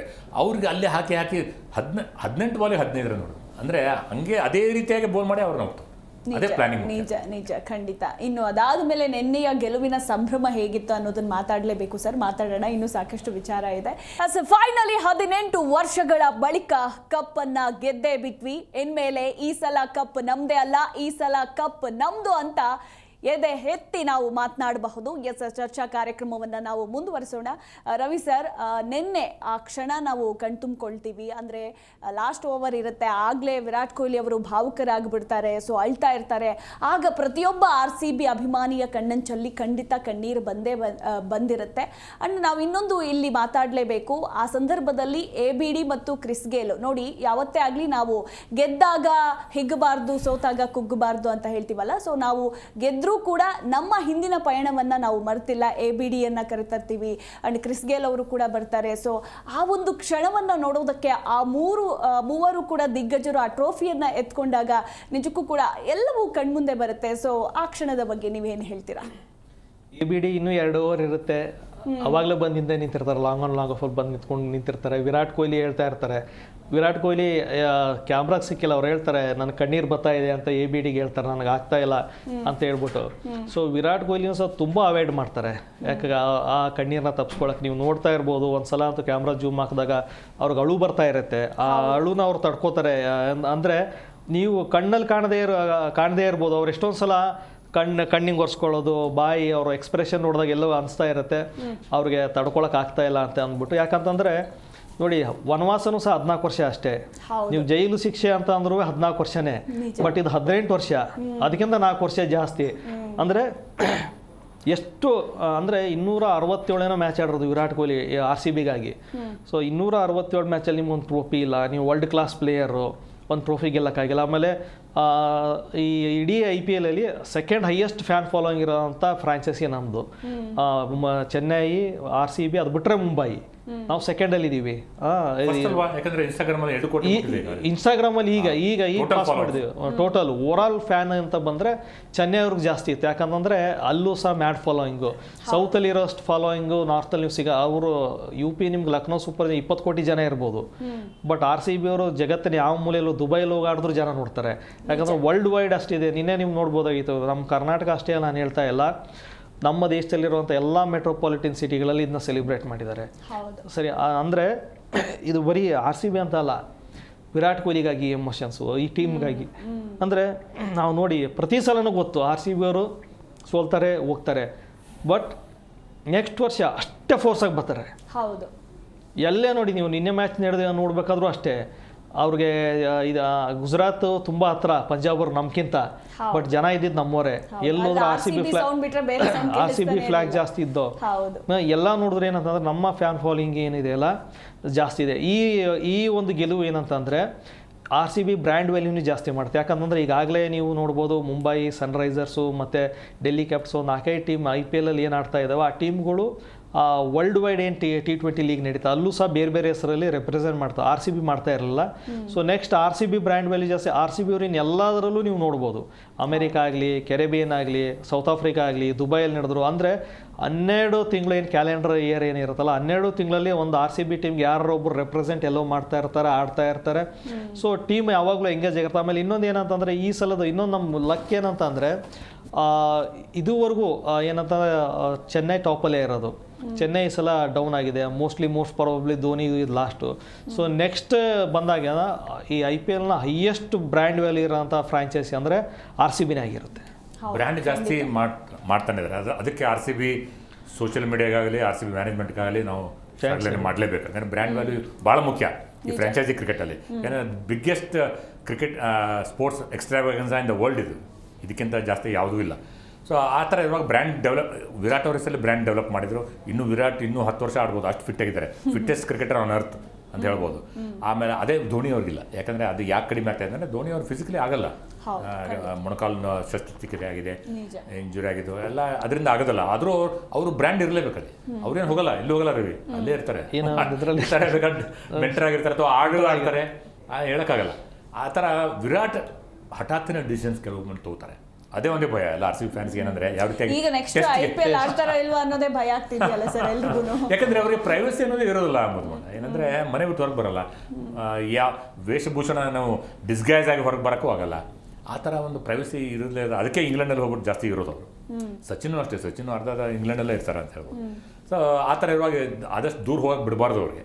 ಈ ಬ್ರ್ಯಾಂಡ್ ವ್ಯಾಲ್ಯೂನ ಇನ್ನೂ ಇನ್ಕ್ರೀಸ್ ಮಾಡಬೇಕು, ಬಿಗ್ಗೆಸ್ಟ್ ಬ್ರ್ಯಾಂಡ್ ಆಗಬೇಕು ಅಂತ ನಮ್ಮ RCB ಧ್ಯೇಯ ಇದೆ. ಅದಕ್ಕೆ ಎಲ್ಲರದು ಅದು ಮ್ಯಾನೇಜ್ಮೆಂಟ್ ಕೂಡ ನೋಡಿ, ಆ್ಯಂಡಿ ಫ್ಲೋರ್ ಅವರು ಹೇಳ್ತಾ ಇದ್ರು ಪೋಸ್ಟ್ ಮ್ಯಾಚ್ ಕಾನ್ಫರೆನ್ಸಲ್ಲಿ. ಅದೇನೆಂದರೆ ಮ್ಯಾನೇಜ್ಮೆಂಟಿಗೆ ಹೆಚ್ಚಿಗೆ ನಾವು ಇದು ಕೊಡಲೇಬೇಕು, ಪ್ರಶಂಸೆ ಮಾಡಲೇಬೇಕು. ಯಾಕಂದರೆ ಕಳೆದ ಸೀಸನಲ್ಲಿ ಅರ್ಧಕ್ಕರ್ಧ ಮ್ಯಾಚಲ್ಲಿ ಅರ್ಧಕ್ಕರ್ಧ ಸೋತಾಗ ಮ್ಯಾನೇಜ್ಮೆಂಟ್ ಯಾವುದೂ ಇದು ಮಾಡಲಿಲ್ಲ, ಅಂದರೆ ಎನ್ಕರೇಜ್ ಮಾಡ್ತಾನೆ ಇದ್ರು, ಇರಲಿ ಪರವಾಗಿಲ್ಲ. ಅದಕ್ಕೆ ನೋಡಿ ಮುಂದಿನ 5-6 ಮ್ಯಾಚ್ ಗೆಲ್ಲಬೇಕಂತ ಗೆದ್ದರು, ಕ್ವಾಲಿಫೈ ಆದರು, CSK ಹೊಡೆದ್ರು. ದುರದೃಷ್ಟವಶಾತ್ ಇದರಲ್ಲಿ ಸೋತರು, ಎಲಿಮಿನೇಟರ್ ಸೋತರು ಅಂತ ತಿಳ್ಕೊಳ್ಳಿ. ಆ ಭೀತಿ ಇತ್ತು, ಈ ವರ್ಷನೂ ಇತ್ತು. ಜಿತೇಶ್ ಶರ್ಮಾ ಇನ್ನಿಂಗ್ಸ್ ಆಡದೆ ಹೋಗಿದ್ರೆ ಭೀತಿ ಅದು ಇದ್ದೇ ಇತ್ತು. ಅದು ಅವಾಗ 3rd 4th ಬಂದಾಗ ನಮ್ಮ ಜೊತೆ ಮುಂಬೈ ಇದ್ದಾಗ ಅದು it would have gone anywhere, ಅಂದರೆ ಯಾರಾದರೂ ಗೆಲ್ಬೋದಾಯಿತು. ಅದಕ್ಕೆ ನಾವು ಹೇಳ್ತಾ ಇರೋದು ಸಾಂಘಿಕ ಪ್ರದರ್ಶನ, ಎಲ್ಲರೂ ಬೇರೆ ಬೇರೆಯವರು ಕ್ಲಿಕ್ ಆಗಿ ಆಡಿದ್ರಲ್ಲ, ಅದಕ್ಕೆ ಈ ಒಂದು ಶಿಖರ ಅಂದರೆ ಮೌಂಟ್ ಎವರೆಸ್ಟ್ ಮುಟ್ಟಿದಂಗೆ ಇದು ದೊಡ್ಡ ಸಾಧನೆ ಇದು. ಅದೇ ರವಿ ಅವಾಗಲೇ ಮಾತಾಡ್ತಿದ್ವಿ, ಬಾಲ್ಯಾವಸ್ಥೆಯಲ್ಲಿ ನಮಗೆ ಬೇಡ ಅಂತಿದ್ರು, ಈಗ ವೋಟರ್ಸ್ ಐಡಿ ಪ್ರೌಢಾವಸ್ಥೆಗೆ 18 ವರ್ಷ ಬಂದ್ಮೇಲೆ ಬಂದ್ಮೇಲೆ ಅದು video ಎಲ್ಲ ಟ್ರೋಫಿ. viral ಆಗ್ತಿದೆ. ಹೌದು, ಅಂದ್ರೆ ಇಷ್ಟು ವರ್ಷದ ಕಾಯುವಿಕೆ ಇದೆಲ್ಲ ಅದರಲ್ಲಿ ಅಂತ ಸುಖ ಮೊದಲೇ ವರ್ಷ 2ನೇ ವರ್ಷ ಗೆದ್ದಾಗ ಆ ಥರ. ಅದೇ ನಮ್ಗೆ ತಕ್ಷಣಕ್ಕೆ ಸಿಕ್ಬಿಟ್ರೆ ಅದು ವ್ಯಾಲ್ಯೂ ಗೊತ್ತಾಗಲ್ಲ ಸರ್. ಈ ಆಮೇಲೆ ಇನ್ನೊಂದು ಗೆದ್ದ ಮೇಲೆ ತುಂಬಾ ಜನ ನಮ್ಮ ಇದ್ರಲ್ಲಿ ಇರೋಂತಾರೆ ಫೋನ್ ಮಾಡಿದ್ರು, ನಮ್ದು ಏನ್ ವ್ಯತ್ಯಾಸ ಬೋಲೋ ಅಂತ. ನಮ್ಮ ಹಿಂದಿ ಎಡಿಟರ್ಗಳು ಕ್ಯಾ ಹೈ ಉಸ್ಮೆ ಡಿಫ್ರೆನ್ಸ್ ಕ್ಯಾ ಹೈ ಅಂತ. ಅಂದ್ರೆ ನೀವು ಗೂಗಲಲ್ಲೂ ನೋಡಿ ಅತಿ ಹೆಚ್ಚು ಸರ್ಚ್ ಮಾಡಿರೋಂಥ ಪದ ಈ ಸಲ ಕಪ್ ನಮ್ದು, ವಾಟ್ ಇಸ್ ದ ಮೀನಿಂಗ್ ಈ ಸಲ ಕಪ್ ನಮ್ದು. ಯಾಕಂತಂದ್ರೆ ನೀವು ಹೇಳ್ತೀರಿ ನಾವೇನಂತಂದ್ರೆ ಹಿಂದಿಯವರು ಕನ್ನಡ ಮಾತಾಡಲ್ಲ ಅದು ಇದು ಅಂತ ಎಲ್ಲ ಹೇಳ್ತಾರೆ. ಈಗ ನೋಡಿ ಎಲ್ಲರೂ ಈ ಸಲ ಕಪ್ ನಮ್ದು ಅಂತ ಹೇಳ್ಬಿಟ್ಟು ಕನ್ನಡ ಮಾತಾಡದೇ ಇರೋಂಥವ್ರು ಸ್ಟೇಟಸ್ ಹಾಕೋತಾರೆ. ಯಾಕಂತಂದ್ರೆ ಒಂದು ಸ್ಪೋರ್ಟ್ಸ್ ಮಾತ್ರ ಜಾತಿ ಧರ್ಮ ಎಲ್ಲ ಎಲ್ಲೆಗಳನ್ನು ಮೀರಿ ಬೆಳೆಯುವಂಥ ಒಂದು ತಾಕತ್ತಿರೋದು. ಸೊ ಈಗ ನೋಡಿ ಎಲ್ಲರೂ ಹೇಳ್ತಾ ಇದ್ದಾರೆ ಈ ಸಲ ಕಪ್ ನಮ್ದು, ಅವ್ರಿಗೆ ಗೊತ್ತಿಲ್ಲ ಅರ್ಥ. ನಮ್ಗೆ ಫೋನ್ ಮಾಡಿ ಕೇಳ್ತಾರೆ ನಮ್ದು ಮೇ ಕ್ಯಾ ಫರ್ಕೆ, ನಮ್ದೇ ಮೇ ಕ್ಯಾ ಫರ್ಕೆ ಅಂತ ಹೇಳ್ಬಿಟ್ಟು. ಆಮೇಲೆ ಗೂಗಲಲ್ಲಿ ಜಾಸ್ತಿ ಡಿಸ್ಕವರ್ ಮಾಡಿರುವಂಥ ಪದನೇ ಅದು. ಯಾಕಂದ್ರೆ ನಾವು ಅದು ಕಳೆದ 18 ವರ್ಷದಿಂದ ಒಂದು ಈ ಸಲ ಕಪ್ ನಮ್ದು ನಮ್ದು ನಮ್ದು ಅಂತ ಹೇಳ್ಬಿಟ್ಟು ಒಂದು ಕಾಯಿನ್ ಮಾಡಿದ್ವಿ. ಸೊ ಅದು ಎಷ್ಟು ಲೆವೆಲ್ಗೆ ಹೋಗಿತ್ತು ಅಂತಂದ್ರೆ RCB ಯಾವಾಗ ಸೋತ್ರ ಸಾಕು ಹೈಯೆಸ್ಟ್ ಗೂಗಲಲ್ಲಿ ಟ್ರೈನಿಂಗ್ ಇರ್ತಿತ್ತು, ಟ್ವಿಟರಲ್ಲಿ ಟ್ರೈನಿಂಗ್ ಇರೋದು, ಎಕ್ಸಲ್ಲಿ ಗೂಗಲಲ್ಲಿ ಜನ ಹುಡುಕ್ತಿದ್ದಂಥ ಪದ ಈ ಸಲ ಕಪ್ ನಮ್ದು ಅಂತ. ಈ ಸಲ ಕಪ್ ನಮ್ದು ಅನ್ನೋ ಹ್ಯಾಶ್ಟ್ಯಾಗ್ ಎಷ್ಟು ಫೇಮಸ್ ಆಗಿತ್ತು ಅಂತಂದ್ರೆ ಈ ಸಲ ಕಪ್ ನಮ್ದು ಅಂತ ನೀವು ಹಾಕಿ RCB ಎಲ್ಲ ವಿಡಿಯೋ ಬರ್ತವೆ, ಈ ಸಲ ಕಪ್ ನಮ್ದು ಅಂತ ಹಾಕಿ ವಿರಾಟ್ ಕೊಹ್ಲಿ ಇವೆಲ್ಲ ಫೋಟೋ ಬರ್ತವೆ. ಅಂದ್ರೆ ಅಷ್ಟು ಟ್ರೈನ್ ಮಾಡಿದ್ರು. ಆಮೇಲೆ ಇನ್ನೊಂದು ಸೋಷಿಯಲ್ ಇಂಜಿನಿಯರಿಂಗ್ ತುಂಬಾ ಚೆನ್ನಾಗಿದೆ RCB ಅದು. ಯಾಕಂತಂದ್ರೆ ಇಡೀ ವರ್ಷನೂ ಲೈವ್ ಪೇಜ್ನ ಲೈವ್ ಆಗಿಟ್ಟಿರ್ತಾರೆ. ಆಮೇಲೆ ಇಂಟ್ರಾಕ್ಷನ್ ಮಾಡಿಸ್ತಾ ಇರ್ತಾರೆ. ವುಮೆನ್ಸ್ ಟೀಮಲ್ಲಿ ಕರೆದ್ಬಿಟ್ಟು ಮಾತಾಡ್ಸೋದು ಈ ಪ್ಲೇಯರ್ ಬಗ್ಗೆ, ಆಮೇಲೆ ವುಮೆನ್ಸ್ ಟೀಮ್ಗೆ ಚೀರ್ ಅಪ್ ಮಾಡೋದು ಮೆನ್ಸ್ ಟೀಮಿಂದ. ಆಮೇಲೆ ಡ್ಯಾನಿ ಸೇಟ್ ಅಂತ ಹೇಳ್ಬಿಟ್ಟು ಒಬ್ಬ ಅದ್ರ ಜೊತೆ ಒಂದು 4-5 ಜನ ಟೀಮ್ ಇದೆ. ಸೊ ಇವ್ರದೆಲ್ಲ ಏನಂತಂದ್ರೆ ಫ್ಯಾನ್ನ ಯಾವಾಗಲೂ ಎಂಗೇಜ್ ಮಾಡ್ಬೇಕು. ಆಮೇಲೆ ನೀವು ಯಾವಾಗಲೂ ನೋಡಿ ಯಾವುದೇ RCB ವಿಡಿಯೋ ನೋಡಿ ಅದೇನೇ ಗೊತ್ತಿಲ್ಲ ಕನ್ನಡದ ಒಂದು ಪದ ಬಂದೇ ಬರುತ್ತೆ. ಯಾವುದೇ ಒಬ್ಬ ಇಂಗ್ಲೀಷ್ ಇಂಟರ್ನ್ಯಾಷನಲ್ ಪ್ಲೇಯರ್ ಬರಲಿ ಅವನ ಹತ್ರ ಕನ್ನಡದ ಒಂದು ಡೈಲಾಗ್ ಆಡ್ಸೋದು. ಕ್ರಿಸ್ ಗೇಲ್ ಎಷ್ಟು ಕನ್ನಡ ಆಡಿಲ್ಲ. ಕ್ರಿಸ್ ಗೇಲ್ ಅಂತೂ ಇಡೀ ಒಂದು season I love Kalaburagi Kalaburagi Kalaburagi Gulbarga Kalaburagi ಅಂತಾನೆ ಫೇಮಸ್ ಆಗ್ಬಿಟ್ರು. ಆಮೇಲೆ ಅಣ್ಣವ್ರು ಆಡೋವಂಥದ್ದು, AB de Villiers ಕಡೆ ಆಡಿಸೋವಂಥದ್ದು. ಆಮೇಲೆ ಇಷ್ಟೇ ಅಲ್ಲ, ಈ ಅವ್ರ ಸೋಷಿಯಲ್ ಮೀಡಿಯಾದಲ್ಲಿ ಈ ಸಲ ಕಪ್ ನಮ್ದು. ಹೌದು, ಅದು ಯಾಕಂತ ಅಂತಂದ್ರೆ ನಾನು ಒಂದು 2014-15 ಇರ್ಬೇಕು, ನಾನು ಒಂದು ಇಂಟರ್ವ್ಯೂ ಹೋಗಿರ್ತೇನೆ. 15-16 ಇರಬೇಕು, ITC ಗಾರ್ಡನ್ದಲ್ಲಿ. ABD ಗೇಲು ಮತ್ತೆ ಕೊಹ್ಲಿಗೆ ಕೆಲವೊಂದಿಷ್ಟು ಕನ್ನಡ ಪದಗಳು ಬರ್ತವೆ, ಸರಿನಾ. ಕೊಹ್ಲಿನ ಕ್ರಿಸ್ ಗೇಲ್ ಕರೆಯೋದು ಕಾಕಾ ಅಂತ. ನಮ್ಮ ಉತ್ತರ ಕನ್ನಡದ ಕಾಕಾ ಅಂದ್ರೆ ಚಿಕ್ಕಪ್ಪ, ಹಿಂದಿಲೂ ಕಾಕಾ ಅಂತ ಯೂಸ್ ಮಾಡ್ತಾರೆ, ಕಾಕಾ ಕಾಕಾ ಅಂತ ಕರೀತಾರೆ. ಹಂಗೆ ವಿರಾಟ್ ಕೊಹ್ಲಿ ಅಷ್ಟೇನಾ, ಸಾಕಾ, ಊಟ, ಇವೆಲ್ಲ ಮಾತಾಡ್ತಾರೆ. ಸೊ ABD ನಮ್ದು ಒಂದು ಇಂಟರ್ವ್ಯೂ ಇತ್ತು. ನಮ್ಮ ಕನ್ನಡಿಗರೇ ಒಬ್ರು ಮ್ಯಾನೇಜರ್ ಆಗಿರ್ತಾರೆ, ಲೋಕಲ್ ಮ್ಯಾನೇಜರ್ ಅಲ್ಲಿ ಅವಿನಾಶ್ ವೈದ್ಯ ಅಂತ. ಇಂಟರ್ವ್ಯೂಗೆ ಹೋದಾಗ ಹಿಂಗೆ ವಿರಾಟ್ ಕೊಹ್ಲಿ ಇಲ್ಲಿ ಕುಂತಿರ್ತಾರೆ, ನಾನು ABD ಇಂಟರ್ವ್ಯೂ ಮಾಡ್ತಿರ್ತೀನಿ. ಎಲ್ಲ ಮುಗಿದಾಗ ಅಷ್ಟೇನಾ ಅಂತಾರೆ ವಿರಾಟ್ ಕೊಹ್ಲಿ, ಅಷ್ಟೇ ಅಂತ ABD ಅಷ್ಟೇ ಸಾಕು ಮುಗೀತು. ಇಂಥವೆಲ್ಲ ಸಣ್ಣ ಪುಟ್ಟ. ಆಮೇಲೆ ಯುವರಾಜ್ ಸಿಂಗ್ಗೂ ಅಷ್ಟೇ ಕನ್ನಡ ಕಲಿಸ್ತಾ ಇದ್ರು. ಅರೆ ಯಾರಿ ಕ್ಯಾ ಬೋಲ್ ರಾ ಟೀಕೆ ಕ್ಯಾ ಕುಚ್ ಗಂಧ ಬೋಲ್ ರಾ ಅಂತ ಅಂದ್ರೆ ಮಾತಾಡ್ಬಿಟ್ರೆ ಎಲ್ಲಾರ ಏನೋ ನಾನು ತಪ್ಪು ಮಾತಾಡ್ಸ್ಬಿಟ್ರೆ ಇಂಥವೆಲ್ಲ ಇತ್ತು. ಅಂದ್ರೆ ಒಳ್ಳೆ ಮಾತು ಕಳಿಸ್ತಾ ಇದಾರೆ ಕೆಟ್ಟದ್ ಕಲಿಸ್ತಾ ಇದ್ರು ಅನ್ನೋದನ್ನ ಟೀಕೆ ಅಂತ ಕೇಳೋದು. ಆಮೇಲೆ ಇಂಥವೆಲ್ಲ ಅಂದ್ರೆ ವಿರಾಟ್ ಕೊಹ್ಲಿ ಏನಂತ ಅಂದ್ರೆ ತುಂಬಾ ಫನ್ನು. ನೀವು ಕ್ರಿಕೆಟ್ ಗ್ರೌಂಡಲ್ಲಿ ಏನು ನೋಡ್ತಿರಲ್ಲ ಅದು ನೆಕ್ಸ್ಟ್ ವರ್ಷನ್ನು. ಅವ್ರ ಕ್ಲೋಸ್ ಫ್ರೆಂಡೇ ಇರಲಿ, ವಿರಾಟ್ ಕೊಹ್ಲಿ ಅವ್ರಿಗೆ ಏನು ಮಾಡಬೇಕು, ಎಷ್ಟು ಫ್ರಸ್ಟ್ರೇಟ್ ಮಾಡಬೇಕು ಎಲ್ಲನೂ ಮಾಡ್ತಾರೆ. ಅವ್ರು ಕ್ರಿಕೆಟ್ ಹೋದಾಗ ಎಂಜಾಯ್ ಮಾಡೋ ಅಂಥದ್ದು, ಒಂದು ಬಾಲ್ ಬಿಟ್ರೆ ಕಿರ್ಚಾಡೋ ಅಂಥದ್ದು ಅದೆಲ್ಲ ಇರುತ್ತೆ. ಮತ್ತು ಅವ್ರು ಯಾವ ರೀತಿ ಕೊಡ್ತಾರೆ ಅದೇ ರೀತಿ ಅದಕ್ಕಿಂತ 10 ಪಟ್ಟು ಜಾಸ್ತಿ ಕೊಡ್ತಾರೆ. ಬಟ್ ಒಂದ್ಸಲ ಗ್ರೌಂಡಿಂದ ಮ್ಯಾಚ್ ಮುಗಿದ ಹೊರಗೆ ಬಂದರೆ ತಪ್ಕೊಳ್ಳೋದು ನೀವು ನೋಡಿ ನಾರ್ಮಲ್ ಮನುಷ್ಯ. ಬಟ್ ಕ್ರಿಕೆಟ್ ಅಂತ ಅಂದ್ರೆ ಹುಚ್ಚ. ಎಷ್ಟು ಅಂದರೆ ಇನ್ವಾಲ್ವ್ ಆಗಿರ್ತಾರೆ ಗ್ರೌಂಡಲ್ಲಿ, ಎಷ್ಟೋ ಚಕಮಕಿ ಆಗಿವೆ ಈ ಸೀಸನ್ ಆಗಿವೆ. ಇವರು ಚೆನ್ನೈ ಸೂಪರ್ ಕಿಂಗ್ಸ್ ಮೇಲೆ ಕೂಡ ಆಗಿದೆ. ಆಮೇಲೆ ಮೊನ್ನೆ ಮುಷೀರ್ ಖಾನ್ ಬಗ್ಗೆ ದೊಡ್ಡದಾದ ಗುಲ್, ಅವ್ರು ಏನು ಮಾಡಿದ್ರು ಒಂದು ಗುಲ್ ಆಗ್ಬಿಡುತ್ತೆ. ಮುಷೀರ್ ಖಾನ್ ಅಲ್ಲಿವರೆಗೆ ನೀರು ಕೊಡ್ತಾ ಇದ್ದ, ಸಡನ್ನಾಗಿ ಪಂಜಾಬ್ನವ್ರಿಗೆ ಅನಿಸ್ತು ಆಡಿಸ್ಬಿಡ್ಬೇಕು, ಒಂದು ಇಂಪ್ಯಾಕ್ಟ್ ಸಬ್ಬಾಗಿ ಬರ್ತಾನೆ. ಆವಾಗ ಇವರು ಅಂದ್ರಂತೆ ಅಂತ ಊಹೆ ಮಾಡೋದು ಫ್ಯಾನ್ಸ್. ಅಂತಂದರೆ ಏನು ಇವಾಗ ನೀರು ಕೊಡ್ತಾ ಇದ್ದ, ಬ್ಯಾಟಿಂಗ್ ಬಂದ್ಬಿಟ್ಟಲ್ಲ ಇವನು ಅಂತ ಅಂತಾರೆ. ಅವ್ನಿಗೆ ಸ್ಲೆಜ್ ಮಾಡ್ದಂಗೆ ಅಂತ ಕೂಡ ಸ್ಲೆಜ್ ಮಾಡ್ದಂಗಲ್ಲ, ಯಾರಿಗೆ ಅವ್ರಿಗೆ ಗೊತ್ತಿರಲ್ಲ. ಕೆಲ ದಿನಗಳ ಹಿಂದೆ ಮುಷೀರ್ ಕರೆದ್ಬಿಟ್ಟು ತಮ್ಮ ಬ್ಯಾಟ್ ಪ್ರೆಸೆಂಟ್ ಮಾಡಿದ್ದಾರೆ, ಇದು ಗೊತ್ತಿರಲಿಲ್ಲ. ಆದರೆ ಏನೋ ಒಂದು ವಿರಾಟ್ ಅವ್ರ ಸೇರಿ ತೊಗೊಂಡ್ರೆ ನೋಡ್ತಾರೆ, ವ್ಯೂಸ್ ಬರ್ತವೆ ಆ ರೀತಿಯಾಗಿ. ಆಮೇಲೆ ಈ ಸಲ ಕಪ್ ನಮ್ದಾಗಿ ನೋಡಿ ಎಲ್ಲರ ಬಾಯಲ್ಲೂ ಅದೇ ಆಯಿತು. ನಿನ್ನೆ ಕೂಡ ವಿರಾಟ್ ಯಾವ ರೀತಿ ಅಂದರೆ ABD ಮತ್ತು ಗೇಲ್ ಹಿಡ್ಕೊಂಡೆ ಅವ್ರ ಕೈಯಿಂದ 3-2-1 ಅಂತ ಈ ಸಲ ನಮ್ದು ಅಂತ ಅವರೇ ನಮ್ದು ಅಂತ ಅವ್ರ ಕಡೆ ಕಾಮೆಂಟೇಟರ್ಸು, ವಿದೇಶಿ ಕಾಮೆಂಟೇಟರ್ಸು ಎಲ್ಲರಿಗೂ ಅದೇ. ಅದ್ರ ಅರ್ಥ ಎಷ್ಟು ಗೊತ್ತಿರೋದು ಗೊತ್ತಿಲ್ಲ, ಬಟ್ ಅವ್ರ ಬಾಯಿಂದ ಅನಿಸಿದ್ದಾರೆ. ಅದೇ ಒಂದು ದೊಡ್ಡ ಸಾಧನೆ ಅಂತ ಹೇಳ್ಬೋದು, ಕನ್ನಡಿಗರ ಸಾಧನೆ. ಆಮೇಲೆ ನವಜೋತ್ ಸಿಂಗ್ ಸಿದ್ದು ಅವ್ರು ಕೂಡ ಅದೇ ಅಂದರೆ ಸರಿಯಾಗಿ ಅವ್ರಿಗೆ ನಮ್ಮ ಕನ್ನಡದ ಉಚ್ಚಾರ ಬರಲ್ಲ, ಸಾಲ ನಮ್ಮ ಕಪ್ಪು. ಬಟ್ ನವಜೋತ್ ಸಿಂಗ್ನು ಹೇಳ್ತಾರೆ ನನಗೆ ಖುಷಿಯಾಗಿದೆ ವಿರಾಟ್ ಗೆದ್ದಿದ್ದು, ಪಂಜಾಬಿ ಆದ್ರೂ ಬೆಂಗಳೂರಿಗೆ ಗೆದ್ದಿದ್ದೀರಾ ಅಂತ ಹೇಳ್ಬಿಟ್ಟು. ಆಮೇಲೆ ಇಡೀ ಗ್ರೌಂಡಲ್ಲಿ ನೀವು ಅಬ್ಸರ್ವ್ ಮಾಡಿ ಮ್ಯಾಚ್ ಗೆದ್ದ ತಕ್ಷಣ ಎಲ್ಲ ಸೈನಿಕ ಕೆಳಗಡೆ ಏನು ಬೋಲ್ಡ್ ಇರ್ತಿದ್ವಲ್ಲ ಅಲ್ಲೆಲ್ಲ ಆಗ್ತದೆ ಈ ಸಲ ಕಪ್ ನಮ್ದು ನಮ್ದು ನಮ್ದು. ನಾವು ಯಾರು ಅಬ್ಸರ್ವ್ ಮಾಡಿಲ್ಲ, ಆಲ್ರೆಡಿ ಪ್ರಿಪೇರ್ ಆಗಿದ್ರು, ರೆಡಿ ಆಗಿದ್ರು, ಈಗ ಗೆದ್ರೆ ಹಿಂಗೆ ಆಗ್ತೀವಿ ಅಂತ ಹೇಳ್ಬಿಟ್ಟು ಎಲ್ಲ ಕಡೆನೂ ಅದು ಫ್ಲಾಶ್ ಆಗ್ತಾ ಇತ್ತು. ಸೊ ಅಂದರೆ ಎಷ್ಟು ಅಂದರೆ ಒಂದು ಮ್ಯಾಚಿಂದ ಸೊ ಕನ್ನಡದ ಕೆಲವು ಪದಗಳು ನೆಕ್ಸ್ಟ್ ಯಾವ ಸ್ಲೋಗನ್ ತೊಗೊಂಬರ್ತಾರೆ ಗೊತ್ತಿಲ್ಲ. ಸೊ ಒಂದೊಂದು ವರ್ಡ್ನ ನಾವು ಕಾಯಿನ್ ಮಾಡ್ತಾ ಇದ್ದೀವಿ. ಸೊ ಇದು ಏನಂತಂದ್ರೆ ಆ ಟೀಮ್ಗೆ ಈ ಅಂದರೆ ಈ ನಾಡಿನ ಬಗ್ಗೆ ಈ ಭಾಷೆ ಬಗ್ಗೆ ಇರೋ ಪ್ರೀತಿನೂ ತೋರಿಸ್ತಾ ಇದ್ದಾರೆ. ಅಂದರೆ ಇನ್ಮೇಲೆ ವಿರಾಟ್ ಕೊಹ್ಲಿ ಒಂದು ಉಳಿದಿದೆ ಈಗ ಹೊರ ಮಾಡೋದು, ಬೆಂಗಳೂರಲ್ಲಿ ಮನೆ ಮಾಡೋದು.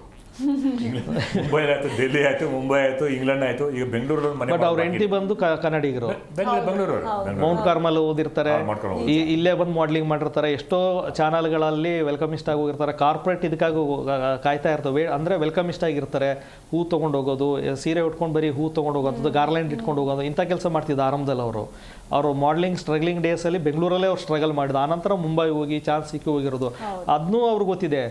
ಅವರು ವಿರಾಟ್ ಕೊಹ್ಲಿ ಪಂಜಾಬಲ್ಲಿ ಬಾರ್ನ್ ಬಾರ್ಡ್ ಡೆಲ್ಲಿ ಆಗಿರ್ಬೋದು, ಬಟ್ ಅವ್ರ ವೈಫ್ ಬಂದು ಬೆಂಗಳೂರೇನು. ಸೊ ಅದೊಂದು ಖುಷಿ ಅವ್ರಿಗೆ, ನಾನು ಹೆಂಡತಿಗಾದ ಒಂದು ಗೆದ್ದು ಕೊಟ್ಟೆ ಅಂತ. ಅವರು ಪ್ರತಿ 12 ವರ್ಷದಿಂದ ಬರ್ತಾ ಇದ್ದಾರೆ. ಸೊ ಎಲ್ಲೋ ಅವ್ರ ಮನಸ್ಸಲ್ಲಿದೆ ಏನಂತಂದ್ರೆ ಬೆಂಗಳೂರು ನನ್ನೂರು, ಬೆಂಗಳೂರವ್ರು ನನ್ನವರು, ನನ್ನ ಹೆಂಡತಿ ಊರು ಬೆಂಗಳೂರು. ಅಂಡ್ ಅವ್ರು ಎಷ್ಟೊಂದ್ ಸಲ ಕರೆಕ್ಷನ್ ಕೂಡ ಮಾಡಿದ್ದಾರೆ ಸರ್. ಈಗ ರಿಪೋರ್ಟರ್ ತಪ್ಪಾಗಿ ಬ್ಯಾಂಗ್ಳೂರ್ ಅಂತ ಅಂದ್ಬಿಟ್ರೆ ಬ್ಯಾಂಗ್ಳೂರ್ ಅಲ್ಲ ಬೆಂಗಳೂರು ಅಂತ ಎಷ್ಟೊಂದ್ ಸಲ ಕರೆಕ್ಷನ್ ಮಾಡಿದ್ದಾರೆ. ಅದನ್ನೆಲ್ಲ ನೋಡಿದಾಗ ವಿರಾಟ್ ಕೊಹ್ಲಿಗೆ ಎಷ್ಟು ಅಭಿಮಾನ ಇದೆ ಕನ್ನಡದ ಮೇಲೆ. ಯಾವ ರೀತಿ ಸುನಿಲ್ ಛೇತ್ರಿ ಕೂಡ ಬೆಂಗಳೂರು ಅಯಸ್ಕಾಂತ ತರ, ಮ್ಯಾಗ್ನೆಟ್ ತರ, ಎಲ್ಲಿ ಬಂದು ನಾವು ಬೇರೆಯವರು ನೀವು ಬೇರೆಯವರು ಇರ್ಬೋದು, ಬಂದ್ರೆ ಬೆಂಗಳೂರು ಬಂದ್ರೆ ಬಿಟ್ಟು ಹೋಗಲ್ಲ ಅಂತ ನಮಗೆ ಇಷ್ಟ ಇರುವಾಗ ಬೇರೆಯವರು ಬಂದ ಕೂಡ ಎಲ್ಲರೂ ಇಲ್ಲೇ ಸೆಟ್ಲ್ ಆಗ್ಬೇಕಂತಾರೆ. ಯಾಕೆಂದ್ರೆ ಜನ ಹವಾಮಾನ ಮುಂಚಿನ ಥರ ಇಲ್ಲ, ಆದರೂ ಕೂಡ ಜನ ಹವಾಮಾನ ಅದಕ್ಕೋಸ್ಕರ. ಆಮೇಲೆ ವಿರಾಟ್ ಕೊಹ್ಲಿ ಅದೊಂದು ಹೇಳಿದ್ರು, ಫ್ಯಾನ್ಸ್ ಸಲುವಾಗಿ ನಂಗೆ ಮಧ್ಯದಲ್ಲಿ ಬಿಡ್ಬೇಕಂತಿದ್ದೆ. ಅಂದರೆ ಏನು ನಾನು ತಪ್ಪು ಮಾಡ್ತಾ ಇದ್ದೀನಿ, ಹೆಂಗೆ ಕಂಟಿನ್ಯೂ ಮಾಡೋದು, 9 ವರ್ಷ ಆದರೂ ನಾನು ಗೆಲ್ಲಕ್ಕಾಗ್ತದೆ. ಬೇರೆ ಕಡೆ ಆಫರ್ ಡೈಲಿ ಆಗಲೇ ಹೊಟ್ಟೆಯಲ್ಲಿ ಉರಿತಾ ಇರ್ತಾರೆ. ನಾವು ತೊಗೊಳ್ಳಿಲ್ಲ 2008 ನಮ್ಗೆ ಚಾನ್ಸ್ ಇದ್ದಾಗ ಅಂತ ಉರಿತಾ ಇರುತ್ತೆ. ಅವ ಯಾಕೆ ಗೊತ್ತು ಅಂದರೆ ವಿರಾಟ್ ಕೊಹ್ಲಿ ತಮ್ಮ ಪೂರ್ತಿ ಯೌವನವನ್ನು ಪ್ರೌಢಾವಸ್ಥೆಯನ್ನು ಎಲ್ಲ ಬೆಳೆದು ವ್ಯಯ ಮಾಡಿದ್ದೆಲ್ಲ ನಮ್ಮ RCBಯಲ್ಲೇ ಅಂತ ಹೇಳ್ಬೋದು.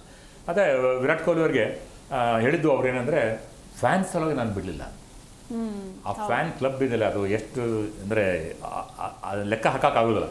ಅವ್ರ ಸಲುವಾಗಿ ನಾನು ಉಳ್ಕೊಂಡೆ, ಅದು ದೊಡ್ಡ ವಿಷಯ. ಅಂದರೆ ಇದಕ್ಕಿಂತ ಅದೇ ಹೇಳ್ತಾನಲ್ಲ, ವಿರಾಟ್ ಫ್ಯಾನ್ಸ್ ಚಾಲೆಂಜರ್ಸ್ ಬೆಂಗಳೂರು ಅಂತ ಹೆಸರು ಚೇಂಜ್ ಮಾಡಿದ್ರು ಮಾಡಬೇಕು. ಎಸ್, ಫ್ಯಾನ್ಸ್ ಬಗ್ಗೆ ನಾವು ಮಾತಾಡಲೇಬೇಕು ಸರ್. ರವಿ ಸರ್, RCB ಅನ್ನೋದು ಇಷ್ಟು ಫೇಮಸ್ ಆಗಿದೆ, ಈ ಸಲ ಕಪ್ಪು ನಮ್ಮದೇ ಅನ್ನೋ ಡೈಲಾಗ್ ಫೇಮಸ್ ಆಗಿದೆ ಅಂದರೆ ಎಲ್ಲವೂ ಕೂಡ ಫ್ಯಾನ್ಸಿಂದಾನೆ. ಆ್ಯಂಡ್ IPLನಲ್ಲಿ ಎಷ್ಟೊಂದು ಟೀಮ್ಗಳಿದ್ದಾವೆ, ಯಾವ ಟೀಮ್ಗೂ ಇಷ್ಟು ಕ್ರೇಜ್ ಇಲ್ಲದೆ ಇರೋದು RCBಗೆ ಇಷ್ಟು ಕ್ರೇಜ್ ಇದೆ ಅಂತಂದರೆ ಅದಕ್ಕೆ ಮೇನ್ ಪಿಲ್ಲರ್ ನಮ್ಮ ಫ್ಯಾನ್ಸು. ಲಾಯಲ್ಟಿ ಅನ್ನೋದು ನಮ್ಮ RCB ಫ್ಯಾನ್ಸ್ ಬ್ಲಡ್ಡಲ್ಲೇ ಬಂದ್ಬಿಟ್ಟಿದೆ. ಸೊ ಫ್ಯಾನ್ಸ್ ಬಗ್ಗೆ ಏನು ಹೇಳ್ತೀರಾ? The best fans in world. ಆಮೇಲೆ ಅಂದರೆ ಈ ಫ್ಯಾನ್ಸ್ ಅಂದರೆ ಬರೀ ಗ್ರೌಂಡಲ್ಲೂ ಕೂಗಾಡ್ತೀವಂತಲ್ಲ, RCB ಏನೇ ಮಾಡಲಿ, ಸೋಲಿ ಗೆಲ್ವಿ, ಪ್ರತಿ ಸಲ ನೀವು ನೋಡಿ ನಾವು ಏನೇ ಮಾಡಿದ್ರು ಸಪೋರ್ಟ್ ಕೊಡ್ತಾರೆ. ನೀವು ಯಾವುದೇ ಸೋಷಿಯಲ್ ಮೀಡಿಯಾದಲ್ಲಿ ನೋಡಿ RCB ಅವ್ರು ಟ್ರೆಂಡಿಂಗಲ್ಲಿ ಇರ್ತಾರೆ. ಯಾಕೆ ಹಿಂಗಾಯಿತು ಅಂತಂದ್ರೆ ಒಂದು ವಿರಾಟ್ ಕೊಹ್ಲಿ ಜೊತೆಗೆ RCBಯಲ್ಲಿ ಬಂದಂಥ ಸ್ಟಾರ್ ಪ್ಲೇಯರ್ಗಳು. ಈಗ ಕ್ರಿಸ್ ಗೇಲ್ ಬಂದರು, ಕ್ರಿಸ್ ಗೇಲ್ ಒಂದಿಷ್ಟು ಫ್ಯಾನ್ ಇರ್ತಾರೆ. ಸೊ ಅವರು RCBಲಿ ಕೊಟ್ಟಂಥ ಟ್ರೀಟ್ಮೆಂಟು, ಹಾಸ್ಪಿಟಾಲಿಟಿ ಇದೆಲ್ಲ ನೋಡಿದಾಗ ಆ ಫ್ಯಾನು ಸಹ RCBಗೆ ಲಾಯಲಿಟಿ ತೋರಿಸ್ತಾರೆ. ಸೊ ಅವ್ರು ನಿನ್ನೆ ವಿರಾಟ್ ಕೊಹ್ಲಿ ಲಾಯಲಿ ರಾಯಲ್ ಫ್ಯಾನ್ಸ್ ಅಂತ ಯಾರು ನಮ್ಮ RCBಗೆ ಇರುವಂಥವ್ರು ABD ಇವರು ಅಂದರೆ ದೊಡ್ಡ ಪ್ಲೇಯರ್ ಯುವರಾಜ್ ಸಿಂಗ್ ಇವರೆಲ್ಲ ಬಂದರು. ಇವ್ರ ಜೊತೆ ಬ್ರ್ಯಾಂಡು ಬಂತು, ಜೊತೆಗೆ ಫ್ಯಾನ್ಸು ಬಂದರು. ಸೊ ಎಲ್ಲರನ್ನೂ ಸೇರಿಸಿ ಏನಾಯಿತು ಅಂತಂದರೆ ಫ್ಯಾನ್ಸ್ ನಮ್ಮ ಸಾಗರನೇ ಆಯಿತು. ಅಂದರೆ ಬರೀ ಕರ್ನಾಟಕದಲ್ಲಿ ಅಷ್ಟೇ ಇಲ್ಲ, ನೀವು ಅಕ್ರಾಸ್ ದ ವರ್ಲ್ಡ್ ಇದ್ದಾರೆ. ರಿಷಿ ಸುನಾಕು ಸಹ ನಿನ್ನೆ ಈ ಮ್ಯಾಚ್ ನೋಡಕ್ಕೆ ಬಂದಿದ್ದಾರೆ. ಅವ್ರು ನಿನ್ನೆ ಅವ್ರ ಸೆಲಿಬ್ರೇಷನ್ ನೋಡ್ಬೇಕಾಯ್ತು. ಪ್ರತಿ ವಿಕೆಟು RCB ಅವ್ರು 4 ಹೊಡೆದಾಗ ಒಂದ್ಸಲ ಅವ್ರು ಕುಣಿದಾಡೋರು. ಆಮೇಲೆ ಒಂದ್ಸಲ ಅಂತೂ ಬಂದ್ಬಿಟ್ಟು ಇದ್ರ ಹತ್ರನೇ ಬಂದು ನಿಂತ್ಕೊಬಿಟ್ಟಿದ್ದಾರೆ, ಮುಂದಕ್ಕೆ ಬಂದು ಮ್ಯಾಚ್ ನೋಡ್ತಾ ಇದ್ದಾರೆ. ಅಂದರೆ ಅವ್ರು ತಡ್ಕೊಳಕ್ ಆಗ್ತಿಲ್ಲ. ಫೋರ್ತ್ ಅಂಪೈರ್ ಹತ್ರ ಬಂದು ನಿಂತ್ಕೊಂಡು, ಕ್ಯಾಮ್ರಾಮನ್ ಹತ್ರ ಬಂದು ನಿಂತ್ಕೊಂಡು ಎಂಜಾಯ್ ಮಾಡ್ತಾ ಇದ್ದಾರೆ, ಹಿಂಗೆ ಅಂತ ಇದ್ದಾರೆ. ಅಂದ್ರೆ ಎಷ್ಟು ಹುಚ್ಚಿರ್ಬೋದು. ಒಬ್ಬ ಬ್ರಿಟನ್ ಪ್ರೈಮ್ ಮಿನಿಸ್ಟರ್, ಮಾಜಿ ಪ್ರೈಮ್ ಮಿನಿಸ್ಟರ್ ಆದಂಥವ್ರಿಗೆ ಮ್ಯಾಚ್ ನೋಡಕ್ ಬಂದು ನೀವು ಅಲ್ಲಿ ಬೌಂಡ್ರಿ ಲೈನ್ ಬಂದು ನಿಂತ್ಕೊಂಡು ನೋಡ್ತಾ ಇದ್ದೀರಾ ಅಂತ ಅಂದ್ರೆ, ಇದು ಅಷ್ಟೇ ಅಲ್ಲ, ಅಲ್ಲಿ ಸರಿಯಾಗಿ ಕ್ಯಾಪ್ಚರ್ ಮಾಡಲ್ಲ. ಸದ್ಗುರುನು ಸಹ ನೀನೇ ಹೋಗಿದ್ದಾರೆ, ಎಷ್ಟೊಂದು ದೊಡ್ಡ ದೊಡ್ಡ ಸೆಲೆಬ್ರಿಟಿಗಳು ಹೋಗಿ ನೀನೇ ಎಂಜಾಯ್ ಮಾಡಿದಾರೆ ಅಂತಂದ್ರೆ ಮ್ಯಾಚ್ಗನ. ಅಂದರೆ ಅಷ್ಟು ಫ್ಯಾನ್ಸು. ನಮ್ಮ ಪೊಲಿಟಿಷಿಯನೇ ಆಗಿರ್ಬೋದು. ನಿನ್ನೆ ನೋಡಿ HD ಕುಮಾರಸ್ವಾಮಿ ಅವರು ಸರ್ ಮ್ಯಾಚ್ ನೋಡ್ತಾ ಒಂದು ಬೈಟ್ ಕೊಡ್ತಾರೆ. DK ಶಿವಕುಮಾರ್ ಅಂತೂ ಪ್ರತಿ ಅರ್ಧ ಗಂಟೆಗೆ ಅಪ್ಡೇಟ್ ಮಾಡ್ತಾ ಇದ್ರು, ನಮ್ಮ ಹುಡುಗರು ಗೆಲ್ತಾರೆ, ನಾವು ಸನ್ಮಾನ ಮಾಡ್ತೀವಿ ಅಂತ ಅಂದ್ಬಿಟ್ಟು. ಅಂದರೆ RCB ನೋಡದೇ ಇರೋಂಥ ಜನನೇ ಇಲ್ಲ. ಉದಾಹರಣೆ ನನ್ನ ಮನೇದೇ ಹೇಳ್ತೀನಿ, ಬೇರೆ ಎಲ್ಲೂ ಬೇಡ. ನನ್ನ ಮಗನ ನಿನ್ನೆನೆ ಬಂದು ಹೇಳ್ತಿದ್ದ, ಅಪ್ಪ RCBಗೆ ಕಪ್ಪು, ಪಂಜಾಬಿಗೆ ಲಾಲಿಪಪ್ಪು ಎಲ್ಲೇ ಕಲ್ತ ಅಂತ ನಮ್ಮ ಸ್ಕೂಲಲ್ಲಿ ಹೇಳ್ತಾ ಇದ್ದಾರೆ ಅಂತ. ನಮ್ಮ ತಾತಂಗೆ ಗೊತ್ತು ಏನಾಯ್ತು ಮಗ ಇವತ್ತು RCB ಗೆದ್ಬಿಟ್ರಂತೆ ಅಂತ, ನಿನ್ನೆ ಮಲಗಿದ್ರು ಗೆದ್ಬಿಟ್ರಂತೆ ಅಂತ. ಅಂದರೆ ಎಲ್ಲೆಲ್ಲಿ ಟಚ್ ಮಾಡಿದಾರೆ ನೋಡಿ. ನೀವು ಫೇಮಸ್ ಆಗೋದು ಹೆಂಗೆ ಅಂತ ಅಂದರೆ, ಪ್ರತಿ ಸೆಕ್ಟರಲ್ಲಿ ಇರೋರು, ಅಂದರೆ ಪ್ರತಿ ಏಜ್ ಗ್ರೂಪ್ ಅವ್ರ ಜೊತೆ ನೀವು ಬೆರಿಬೇಕು. ಅಂದರೆ RCB ಅನ್ನೋದು ಇವತ್ತು ಹುಟ್ಟಿರೋ ಮಗು, ಒಂದು 3 ವರ್ಷದ ಮಗುವಿಂದ ಇಟ್ಕೊಂಡು ಹಿರಿಯರವರೆಗೂ ಎಲ್ಲರೂ ನೀವು ಕವರ್ ಮಾಡ್ತಾ ಇದ್ದೀರಿ ಅಂತಂದರೆ ಲ್ಯಾಂಗ್ವೇಜ್ ಬೇಕಾಗಿಲ್ಲ ಸ್ಪೋರ್ಟ್ಸ್ಗೆ. ಯಾಕಂದ್ರೆ ನಾವು ಮೊದಲೆಲ್ಲ ಕ್ರಿಕೆಟ್ನ ರೇಡಿಯೋದಲ್ಲಿ ಕಾಮೆಂಟ್ರಿ ಕೇಳ್ಕೊಂಡು ಇಮ್ಯಾಜಿನೇಷನ್ ಮಾಡ್ಕೋತಿದ್ವಿ, ಹಿಂಗೆ ಓಡ್ ಬಂದ, ಹಿಂಗೆ ಹಾಕ್ದ, ಹಿಂಗೆ ಕ್ಯಾಚ್ ಹಿಡ್ದ, ಅಂದ್ರೆ ಅಷ್ಟು ಚೆನ್ನಾಗಿ ಕಟ್ಕೊಡೋರು, ಹಿಂದಿಲಿ ಹೇಳೋರು. ಬಟ್ ನಾವು ಹಿಂದಿನೂ ಕೇಳಿಸ್ಕೊತಿದ್ವಿ, ಇಂಗ್ಲೀಷ್ನೂ ಕೇಳ್ತೀವಿ. ಅಂದರೆ ನಮ್ಮ ಭಾಷೆನ ನೋಡಿ ಹೆಂಗೆ ಬೆಳೆಸ್ಕೋತೀವಿ ನಾವು ಅಂತ ಅಂದರೆ, ನಮ್ಮ ತಂದೆ ಎಲ್ಲ ಇಂಗ್ಲೀಷ್ ಕಲ್ತಿರೋದು ನಿಮ್ಗೆ ಕೇಳಿದ್ರೆ ನೀವು ನಗ್ತೀರ. ಅವ್ರು ಓದಿರೋದು SLC ಅಷ್ಟೇ, ಅಂತ ಏನು ಇಂಗ್ಲೀಷ್ ಇಲ್ಲ. ಅವರು ಇಂಗ್ಲೀಷ್ ಕಾಮೆಂಟ್ರಿನೇ ಕೇಳೋದು, ಕನ್ನಡದಲ್ಲಿ ನೋಡಲ್ಲ. ಅವರು ಹಿಂದಿ ಇಂಗ್ಲೀಷೇ ಕೇಳೋದು. ಯಾಕಂತ ಅಂದರೆ ಅವರು ಆ ರೇಡಿಯೋದಲ್ಲಿ ಕೇಳಿ ಅದಕ್ಕೆ ಅವರು ಗೊತ್ತಾಗತ್ತೆ ಅವ್ರಿಗೆ ಏನು ಎಲ್ಲಿ, ಬರೀ ಕಣ್ಣಲ್ಲಿ ಹೇಳ್ಬಿಡ್ತಾರೆ ಈ ಜಾಗದಲ್ಲಿ ನಿಂತಿದ್ದ, ಇಲ್ಲಿ ನಿಂತಿದ್ದ ಅಂತ. ಅಂದರೆ ಒಂದು ಸ್ಪೋರ್ಟ್ಸ್ ಅನ್ನೋದನ್ನ ಯಾವ ರೀತಿ ಜನನ, ಒಂದು ಜನ್ರೇಷನ್ನ, ಲ್ಯಾಂಗ್ವೇಜ್ ನೀವು ನೋಡಿ. ಸ್ಪೋರ್ಟ್ಸಲ್ಲಿ ಯಾರೇ ಒಬ್ಬ ವ್ಯಕ್ತಿ ಹೋಗಲಿ, ಅವನು ಒಂದು ಹಿಂದಿನ ಇಂಗ್ಲೀಷ್ ತುಂಬ ಫ್ಲೂಯೆಂಟಾಗಿ ಮಾತಾಡ್ತಾ ಇರ್ತಾನೆ. ನೀವು ತುಂಬ ಇನ್ವಾಲ್ವ್ ಆದರೆ ಅವ್ನು ಲ್ಯಾಂಗ್ವೇಜ್ ಬ್ಯಾರಿಯರ್ ಆಗಲ್ಲ, ಎಲ್ಲಾದರೂ ಅವನು ಸೆಟ್ ಆಗ್ತಾನೆ. ಅಂದರೆ ಸ್ಪೋರ್ಟ್ಸ್ ಇರೋ ಶಕ್ತಿ ಅದು.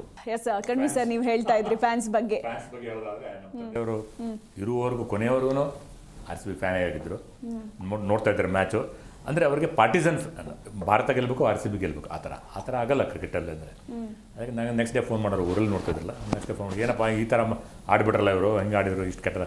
ನಾನು ಹೇಳಿದೆ, ಆಟ ಅಂದಮೇಲೆ ಗೆಲುವು ಸೋಲು ಇದ್ದಿರ್ತವೆ, ಮುಂದಿನ ಮ್ಯಾಚ್ ಗೆಲ್ತಾರೆ ಅಂತ ನಾವು ಸಮಾಧಾನ ಹೇಳಬೇಕು. ಆಮೇಲೆ ಈ RCB ಇದೆಯಲ್ಲ, ಟಿ ಶರ್ಟ್ ಇದೆಯಲ್ಲ, ಬನೇನಿದೆಯಲ್ಲ, ಅದನ್ನು ನೋಡಿ ಎಷ್ಟು ಸಾವಿರ ಮಾರಾಟ ಮಾಡ್ತಾರೆ. ನಮ್ಮ ಚಿನ್ನಸ್ವಾಮಿ ಸ್ಟೇಡಿಯಂ ಅಷ್ಟೇ ಅಲ್ಲ, ಇಡೀ ಜಗತ್ತಿನಲ್ಲೇ ಮಾರಾಟ ಮಾಡ್ತಾರೆ.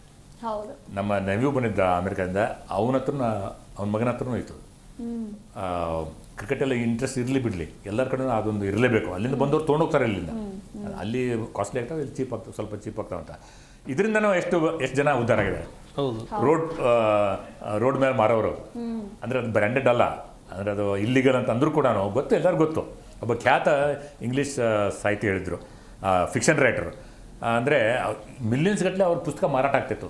ಅವ್ರು ಏನು ಹೇಳ್ತಿದ್ರು ಅಂದರೆ, ನನ್ನ ಪುಸ್ತಕ ಭಾರತದಲ್ಲಿ ಮಾರಾಟ ಆಗಿದೆ, ಎಷ್ಟೋ ಮಿಲಿಯನ್ ಆಗಿದ್ರು ಕೂಡ ಯಾವಾಗ ಪಾಪ್ಯುಲರ್ ಆಗಿದೆ ಅಂತ ನೋಡ್ಬೇಕಂದ್ರೆ, ಮುಂಬೈಲಿ ಅಥವಾ ಕೋಲ್ಕತ್ತಾದಲ್ಲಿ ಸ್ಟ್ರೀಟ್ಸಲ್ಲಿ ಆ ಡೂಪ್ಲಿಕೇಟ್ಸ್ ಪ್ರಿಂಟ್ ಮಾಡಿ ಮಾರ್ತಾರಲ್ಲ ಪುಸ್ತಕಗಳನ್ನು, ಇಲ್ಲಿಗೆಲ್ಲ ಮಾಡ್ತಾರಲ್ಲ, ಅಲ್ಲಿ ಮಾರಾಟ ಆದರೆ ಅದು ಯಶಸ್ವಿ ಆದಂಗೆ ಅಂತ.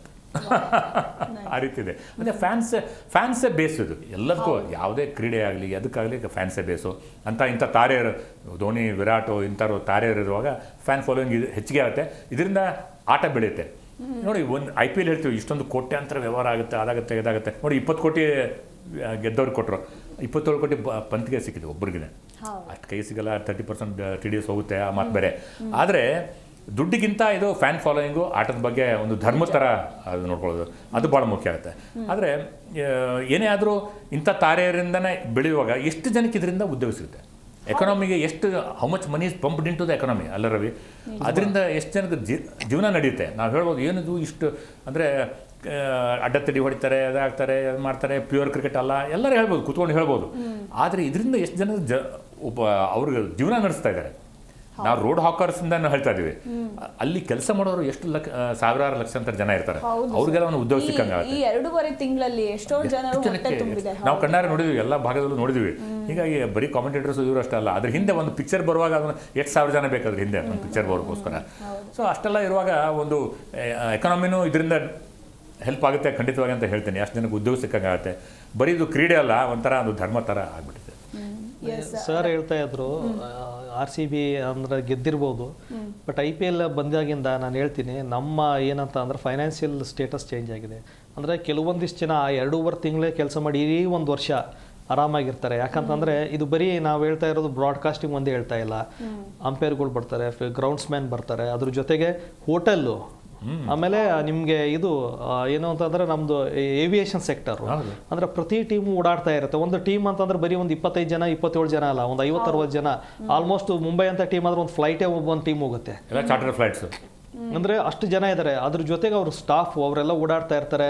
ಆಮೇಲೆ ಗ್ರೌಂಡ್ಗೆ ಜನ ಬರ್ತಾರೆ, ಫುಟ್ಬಾಲ್ ಆಗುತ್ತೆ. ಆಮೇಲೆ ಎಷ್ಟೋ ಬ್ರ್ಯಾಂಡ್ಗಳು ಹೊಸದಾಗಿ ಲಾಂಚ್ ಮಾಡ್ತಾರೆ. ನೀವು ನೋಡಿ, ಪ್ರತಿ ಒಂದು IPL ಸೀಸನಲ್ಲಿ ಟಾಟಾ ಅವರು ಒಂದು ಹೊಸ ಬ್ರ್ಯಾಂಡ್ ತೊಗೊಂಡ್ಬರ್ತಾರೆ.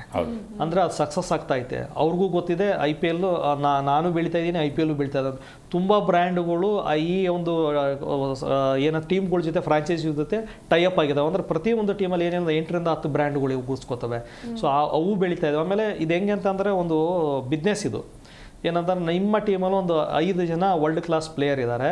ಸೊ ಒಂದು ಸಲ ನೀವು ಆ ಟೀಮ್ ಬಂದಮೇಲೆ ಆ ಟೀಮ್ ಏನು ಹೇಳ್ತಾ ಅದಕ್ಕೆ ನೀವು ಬ್ರ್ಯಾಂಡ್ ಅಡ್ವರ್ಟೈಸ್ ಮಾಡ್ತೀರಾ, ಇವ್ರಿಗೆ 5 ಜನ ಕಮ್ಮಿ ರೇಟಲ್ಲಿ ಸಿಗ್ತಾರೆ. ಇವ್ರು ಲೆಕ್ಕ ಹಾಕೋದು, ಇವ್ರು ಒಂದು ಅಡ್ವರ್ಟೈಸ್ ಕೊಡ್ತಾರೆ. ನೋಡಿ, ಕತಾರ್ ಏರ್ವೇಸ್ಗೂ ನಮ್ಗೆ ಏನು ಸಂಬಂಧ? RCBಗೆ ಒಂದೇ ಟೀಮು 3 ಇಂಟರ್ನ್ಯಾಷನಲ್ ಬ್ರ್ಯಾಂಡ್ಸ್ ಇದ್ದಾರೆ. ನಾನು ಹೇಳ್ತೆ ಕತಾರ್ಗೆ ಏನು ಸಂಬಂಧ? ಅದು ಇರೋದು ಎಲ್ಲೋ ಏರ್ವೇಸ್, ಅದು ಇಂಟರ್ನ್ಯಾಷನಲ್ ಇರೋ ಸಂಬಂಧನೇ ಇಲ್ಲ.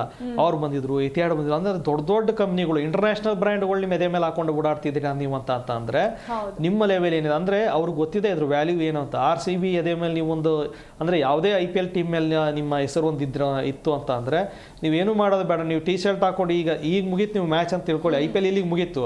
ಆದ್ರೆ ಎಷ್ಟೊಂದು ಜನ ನೆಕ್ಸ್ಟ್ IPL ಬರೋರು ಅದೇ ಟಿ ಶರ್ಟ್ ಹಾಕೊಂಡು ಓಡಾಡ್ತಿರ್ತಾರೆ. ಅಂದರೆ ನೀವು ಬ್ರ್ಯಾಂಡಿಂಗ್ ಮಾಡ್ತಾ ಇದ್ದೀರಾ RCB ಪರವಾಗಿ. ಎಷ್ಟೊಂದು ಬ್ರ್ಯಾಂಡ್ಗಳು, ಇಲ್ಲೊಂದಿದೆ ನಿಮ್ಮ, ಇಲ್ಲೊಂದು ಬಿರ್ಲಾ ಇದೆ, ಪೂಮಾ ಇದೆ, ಎಷ್ಟೊಂದು ಕಂಪ್ನಿಗಳಿದಾವೆ. ಎಲ್ಲರಿಗೂ ಫ್ರೀಯಾಗಿ ಕೊಡ್ತಾ ಇದ್ದೀರಾ ನೀವು. ಸೊ ಇದನ್ನ ತಲೆಯಲ್ಲಿ ಇಟ್ಕೊಂಡು ಏನಂತಂದ್ರೆ ಕಂಪ್ನಿಗಳು ಎಷ್ಟು ದುಡ್ಡು ಕೊಡೋಕ್ಕೂ ರೆಡಿ ಇರ್ತಾರೆ. ಯಾಕಂತಂದ್ರೆ ಒಂದು ಸಲ ನೀವು IPL ಟೀಮ್ ಮೇಲೆ ನಿಮ್ಮ ಹೆಸರು ಬಂತು ಅಂತಂದ್ರೆ ಆ ಶೆಲ್ಟ್ ಹರಿಯೋವರೆಗೂ ನೀವು ಹಾಕೊಂಡಿರ್ತೀರಾ. ಓಕೆ, ಎಸ್, ಫೈನಲಿ ಸರ್ ನಾವು ಇತಿಹಾಸವನ್ನ ಸೃಷ್ಟಿಸಿದ್ದಾಯ್ತು. ಕೊನೆಯದಾಗಿ ಏನು ಹೇಳಕ್ಕೆ ಇಷ್ಟಪಡ್ತೀರಾ? ನಾವು ಹೇಳೋದು ಇಷ್ಟೇ, ಈಗ ಏನು ಈ ಮೂಮೆಂಟಮ್ ಇದೆ ಇದನ್ನ ಕಂಟಿನ್ಯೂ ಮಾಡ್ಬೇಕು. ಯಾಕಂದ್ರೆ 18 ವರ್ಷ ಕಾಯ್ದಿದ್ದೀವಿ. ಇನ್ಮೇಲೆ ಎಕ್ಸ್ಪೆಕ್ಟೇಷನ್ ಇನ್ನೂ ಜಾಸ್ತಿ. ಯಾಕಂತಂದ್ರೆ ಒಂದ್ಸಲ ಗೆದ್ದ ಮೇಲೆ, ಒಂದ್ಸಲ ಗೆಲುವಿನ ರುಚಿ ಕಂಡ ಮೇಲೆ ಪ್ರತಿ ಸಲ ನಾವು ಬಯಸ್ತೀವಿ ಗೆಲ್ಲಬೇಕು ಅಲ್ಲ. ಕಳೆದ ಸಲ ಎಲ್ಲ 18 ಈಗ ಸೋತಿದ್ರು ನಮ್ಗೆ ಏನು ಬೇಜಾರಾಗ್ತಿರಲ್ಲ. ಬಿಡು, ಆಡಿದಾರಲ್ಲ, ಫೈನಲ್ವರೆಗೂ ಹೋಗಿದಾರೆ, ಚೆನ್ನಾಗಿ ಆಡಿದಾರೆ, ನೆಕ್ಸ್ಟ್ ಗೆಲ್ತಾರೆ ಬಿಡು ಅಂತ. ಈಗ ಗೆದ್ದಿದಾರಲ್ಲ, ಇನ್ನು ನಾವು ಎಷ್ಟು ಇನ್ನೊಂದು ಬರುವ ನೆಕ್ಸ್ಟ್ 10 ವರ್ಷದಲ್ಲಿ ನಾವು ಮುಂಬೈ ಚೆನ್ನೈ ಸರಿಸಮಾನವಾಗಿ ನಿಂತ್ಕೋತೀರ, ಅವ್ರನ್ನ ಬೀಟ್ ಮಾಡ್ತೀವ. ಇದನ್ನ ನೋಡುವಂಥ ಅವಕಾಶ ಬರಲಿ, ಅಂದರೆ ಅವ್ರು ಬೀಟ್ ಮಾಡಲಿ ಅಂತ ನಾವು ಬಯಸೋದು. ಚೆನ್ನಾಗಿ ಆಡಲಿ. ಆಮೇಲೆ ಇದ್ರ ಜೊತೆಗೆ ಏನಂತ ಲೋಕಲ್ ಪ್ರತಿಭೆಗಳಿಗೆ, ಅಂದರೆ RCB ಅಂತ ಅಂದಾಗ ಬೆಂಗಳೂರಿಗೆ ಜಾಸ್ತಿ ಅವಕಾಶ ಕೊಡಲಿ, ಕರ್ನಾಟಕದವ್ರಿಗೆ ಸ್ಪೆಷಲ್. ಯಾಕಂತಂದ್ರೆ ನಾವು ಹೆಸರಿಗಷ್ಟೇ Royal Challenger Bengaluru, but Vijay Mallya ಇದ್ದಾಗ ಒಂದು 2 ಇರೋರು. ಅವ್ರು ಹೋದಾಗ ಯಾಕೆ ನಾವು 2008 11ವರೆಗೂ 2 ಸರಿ ಫೈನಲ್ಸ್ ಬಂದಿವೆ. ಕರ್ನಾಟಕದ 6 ಜನ ಇದ್ರು, ಅನಿಲ್, ರಾಹುಲ್, ಜೋಶಿ, ಮನೀಶ್ ಪಾಂಡೆ, ಇಷ್ಟು ಜನ ಎಲ್ಲ ಆಡ್ತಿದ್ರು. ಈಗ ಅದು ಆಗ್ತಿಲ್ಲ. ಯಾಕಂತಂದ್ರೆ ಇಲ್ಲೆಲ್ಲೋ ನಾವು RCBಲಿ ಕನ್ನಡಿಗರಿಗೆ ಮನ್ನಣೆ ಸಿಗ್ತಿಲ್ಲ. ಸೊ ಅದನ್ನ ಯಾಕಂದ್ರೆ ಇಡೀ ಬೇರೆ ಟೀಮ್ದಲ್ಲೆಲ್ಲ ಪ್ರಸಿದ್ಧ ಕೃಷ್ಣ ಎಂತ ಬೌಲರು, ಅವ್ರು ಗುಜರಾತಲ್ಲಿ ಹೈಯೆಸ್ಟ್ ವಿಕೆಟ್ ತಗೊಂಡು ಅವ್ರಿಗೆ 12 ಜನ ಬೇರೆ ಫ್ರಾಂಚೈಸಿಗೆ ಆಡುವಾಗ ನಮ್ಗೆ ಯಾಕೆ ಬೇಡ? ಅದನ್ನೇ ನಾನು ಹೇಳೋದು, ಅವ್ರಿಗೆ ಅವಕಾಶ ಕೊಡಿ. ಆದ್ರೂ ಆ ಒಂದು ಚೇಂಜಸ್ ತರ್ತಾರ ಅಂತ. ಕೊನೆಯದಾಗಿ ಕಣ್ವಿ ಸರ್, ನೀವೇನು ಹೇಳಕ್ಕೆ? ಇದಂತೂ ಇತಿಹಾಸ ಅಂತೂ ನಿರ್ಮಾಣ ಆಯಿತು. ಸೋಲಿ ಗೆಲ್ಲಿ ಮುಂದೆ ಆದರೂ ಕೂಡ RCB ಫ್ಯಾನ್ಸ್ ಫಾಲೋಯಿಂಗ್ ಬೆಳೆಯುತ್ತೆ ಹೊರತು ಕಡಿಮೆ ಆಗಲ್ಲ. ಆಮೇಲೆ ಇನ್ನೊಂದು ಎಲ್ಲರ ಲಕ್ಷಾಂತರ ಜನ ಕೇಳೋ ಪ್ರಶ್ನೆ ಅಂತಂದರೆ, ನಾಳಿಂದ ಏನು ಮಾಡಬೇಕು? 2.5 ತಿಂಗಳು ನೋಡಿದ್ವಿ, ನಾಳಿಂದ ಏನು ಮಾಡಬೇಕು ಅದಕ್ಕೆ ಉತ್ತರ ಗೊತ್ತಿಲ್ಲ. Yes, thank you sir, thank you so much ಚರ್ಚಾ ಕಾರ್ಯಕ್ರಮಕ್ಕೆ ಭಾಗಿಯಾಗಿದ್ದಕ್ಕೆ. ರವಿ ಸರ್, ನಿಮಗೂ ಕೂಡ thank you so much. Yes ವೀಕ್ಷಕರೇ, ನೋಡಿದ್ರಲ್ಲ, ಈ ಸಲ ಕಪ್ ನಮ್ದಾಗೋಯ್ತು, ನಿಟ್ಟುಸಿರು ಬಿಟ್ಟಿದ್ದಾಯ್ತು. ಹಂಗಂತ ನಾವು ಸುಮ್ಮನೆ ಕೂರಂಗಿಲ್ಲ. ನೆಕ್ಸ್ಟ್ ಸಲ ಕೂಡ ಕಪ್ ನಮ್ಮದೇ ಆಗಬೇಕು. ಸತತ ಪ್ರಯತ್ನವನ್ನು ನಾವು ಪಡ್ತಾ ಇರಬೇಕು. ಈ ಒಂದು ಗೆಲುವನ್ನು, ಈ ಒಂದು ಮೊಮೆಂಟನ್ನು ನಾವು ಲೈಫ್ ಲಾಂಗ್ ಚೆರಿಷ್ ಮಾಡೋಣ. ಸಂಭ್ರಮಾಚರಣೆ ಇನ್ನೂ ಹೆಚ್ಚಾಗಿರಲಿ ಅಂತ ಹೇಳ್ತಾ ನೋಡ್ತಾ ಇರಿ ಜೀ ಕನ್ನಡ ನ್ಯೂಸ್, ಸತ್ಯವೇ ಸುದ್ದಿಯ ಜೀವಾಳ.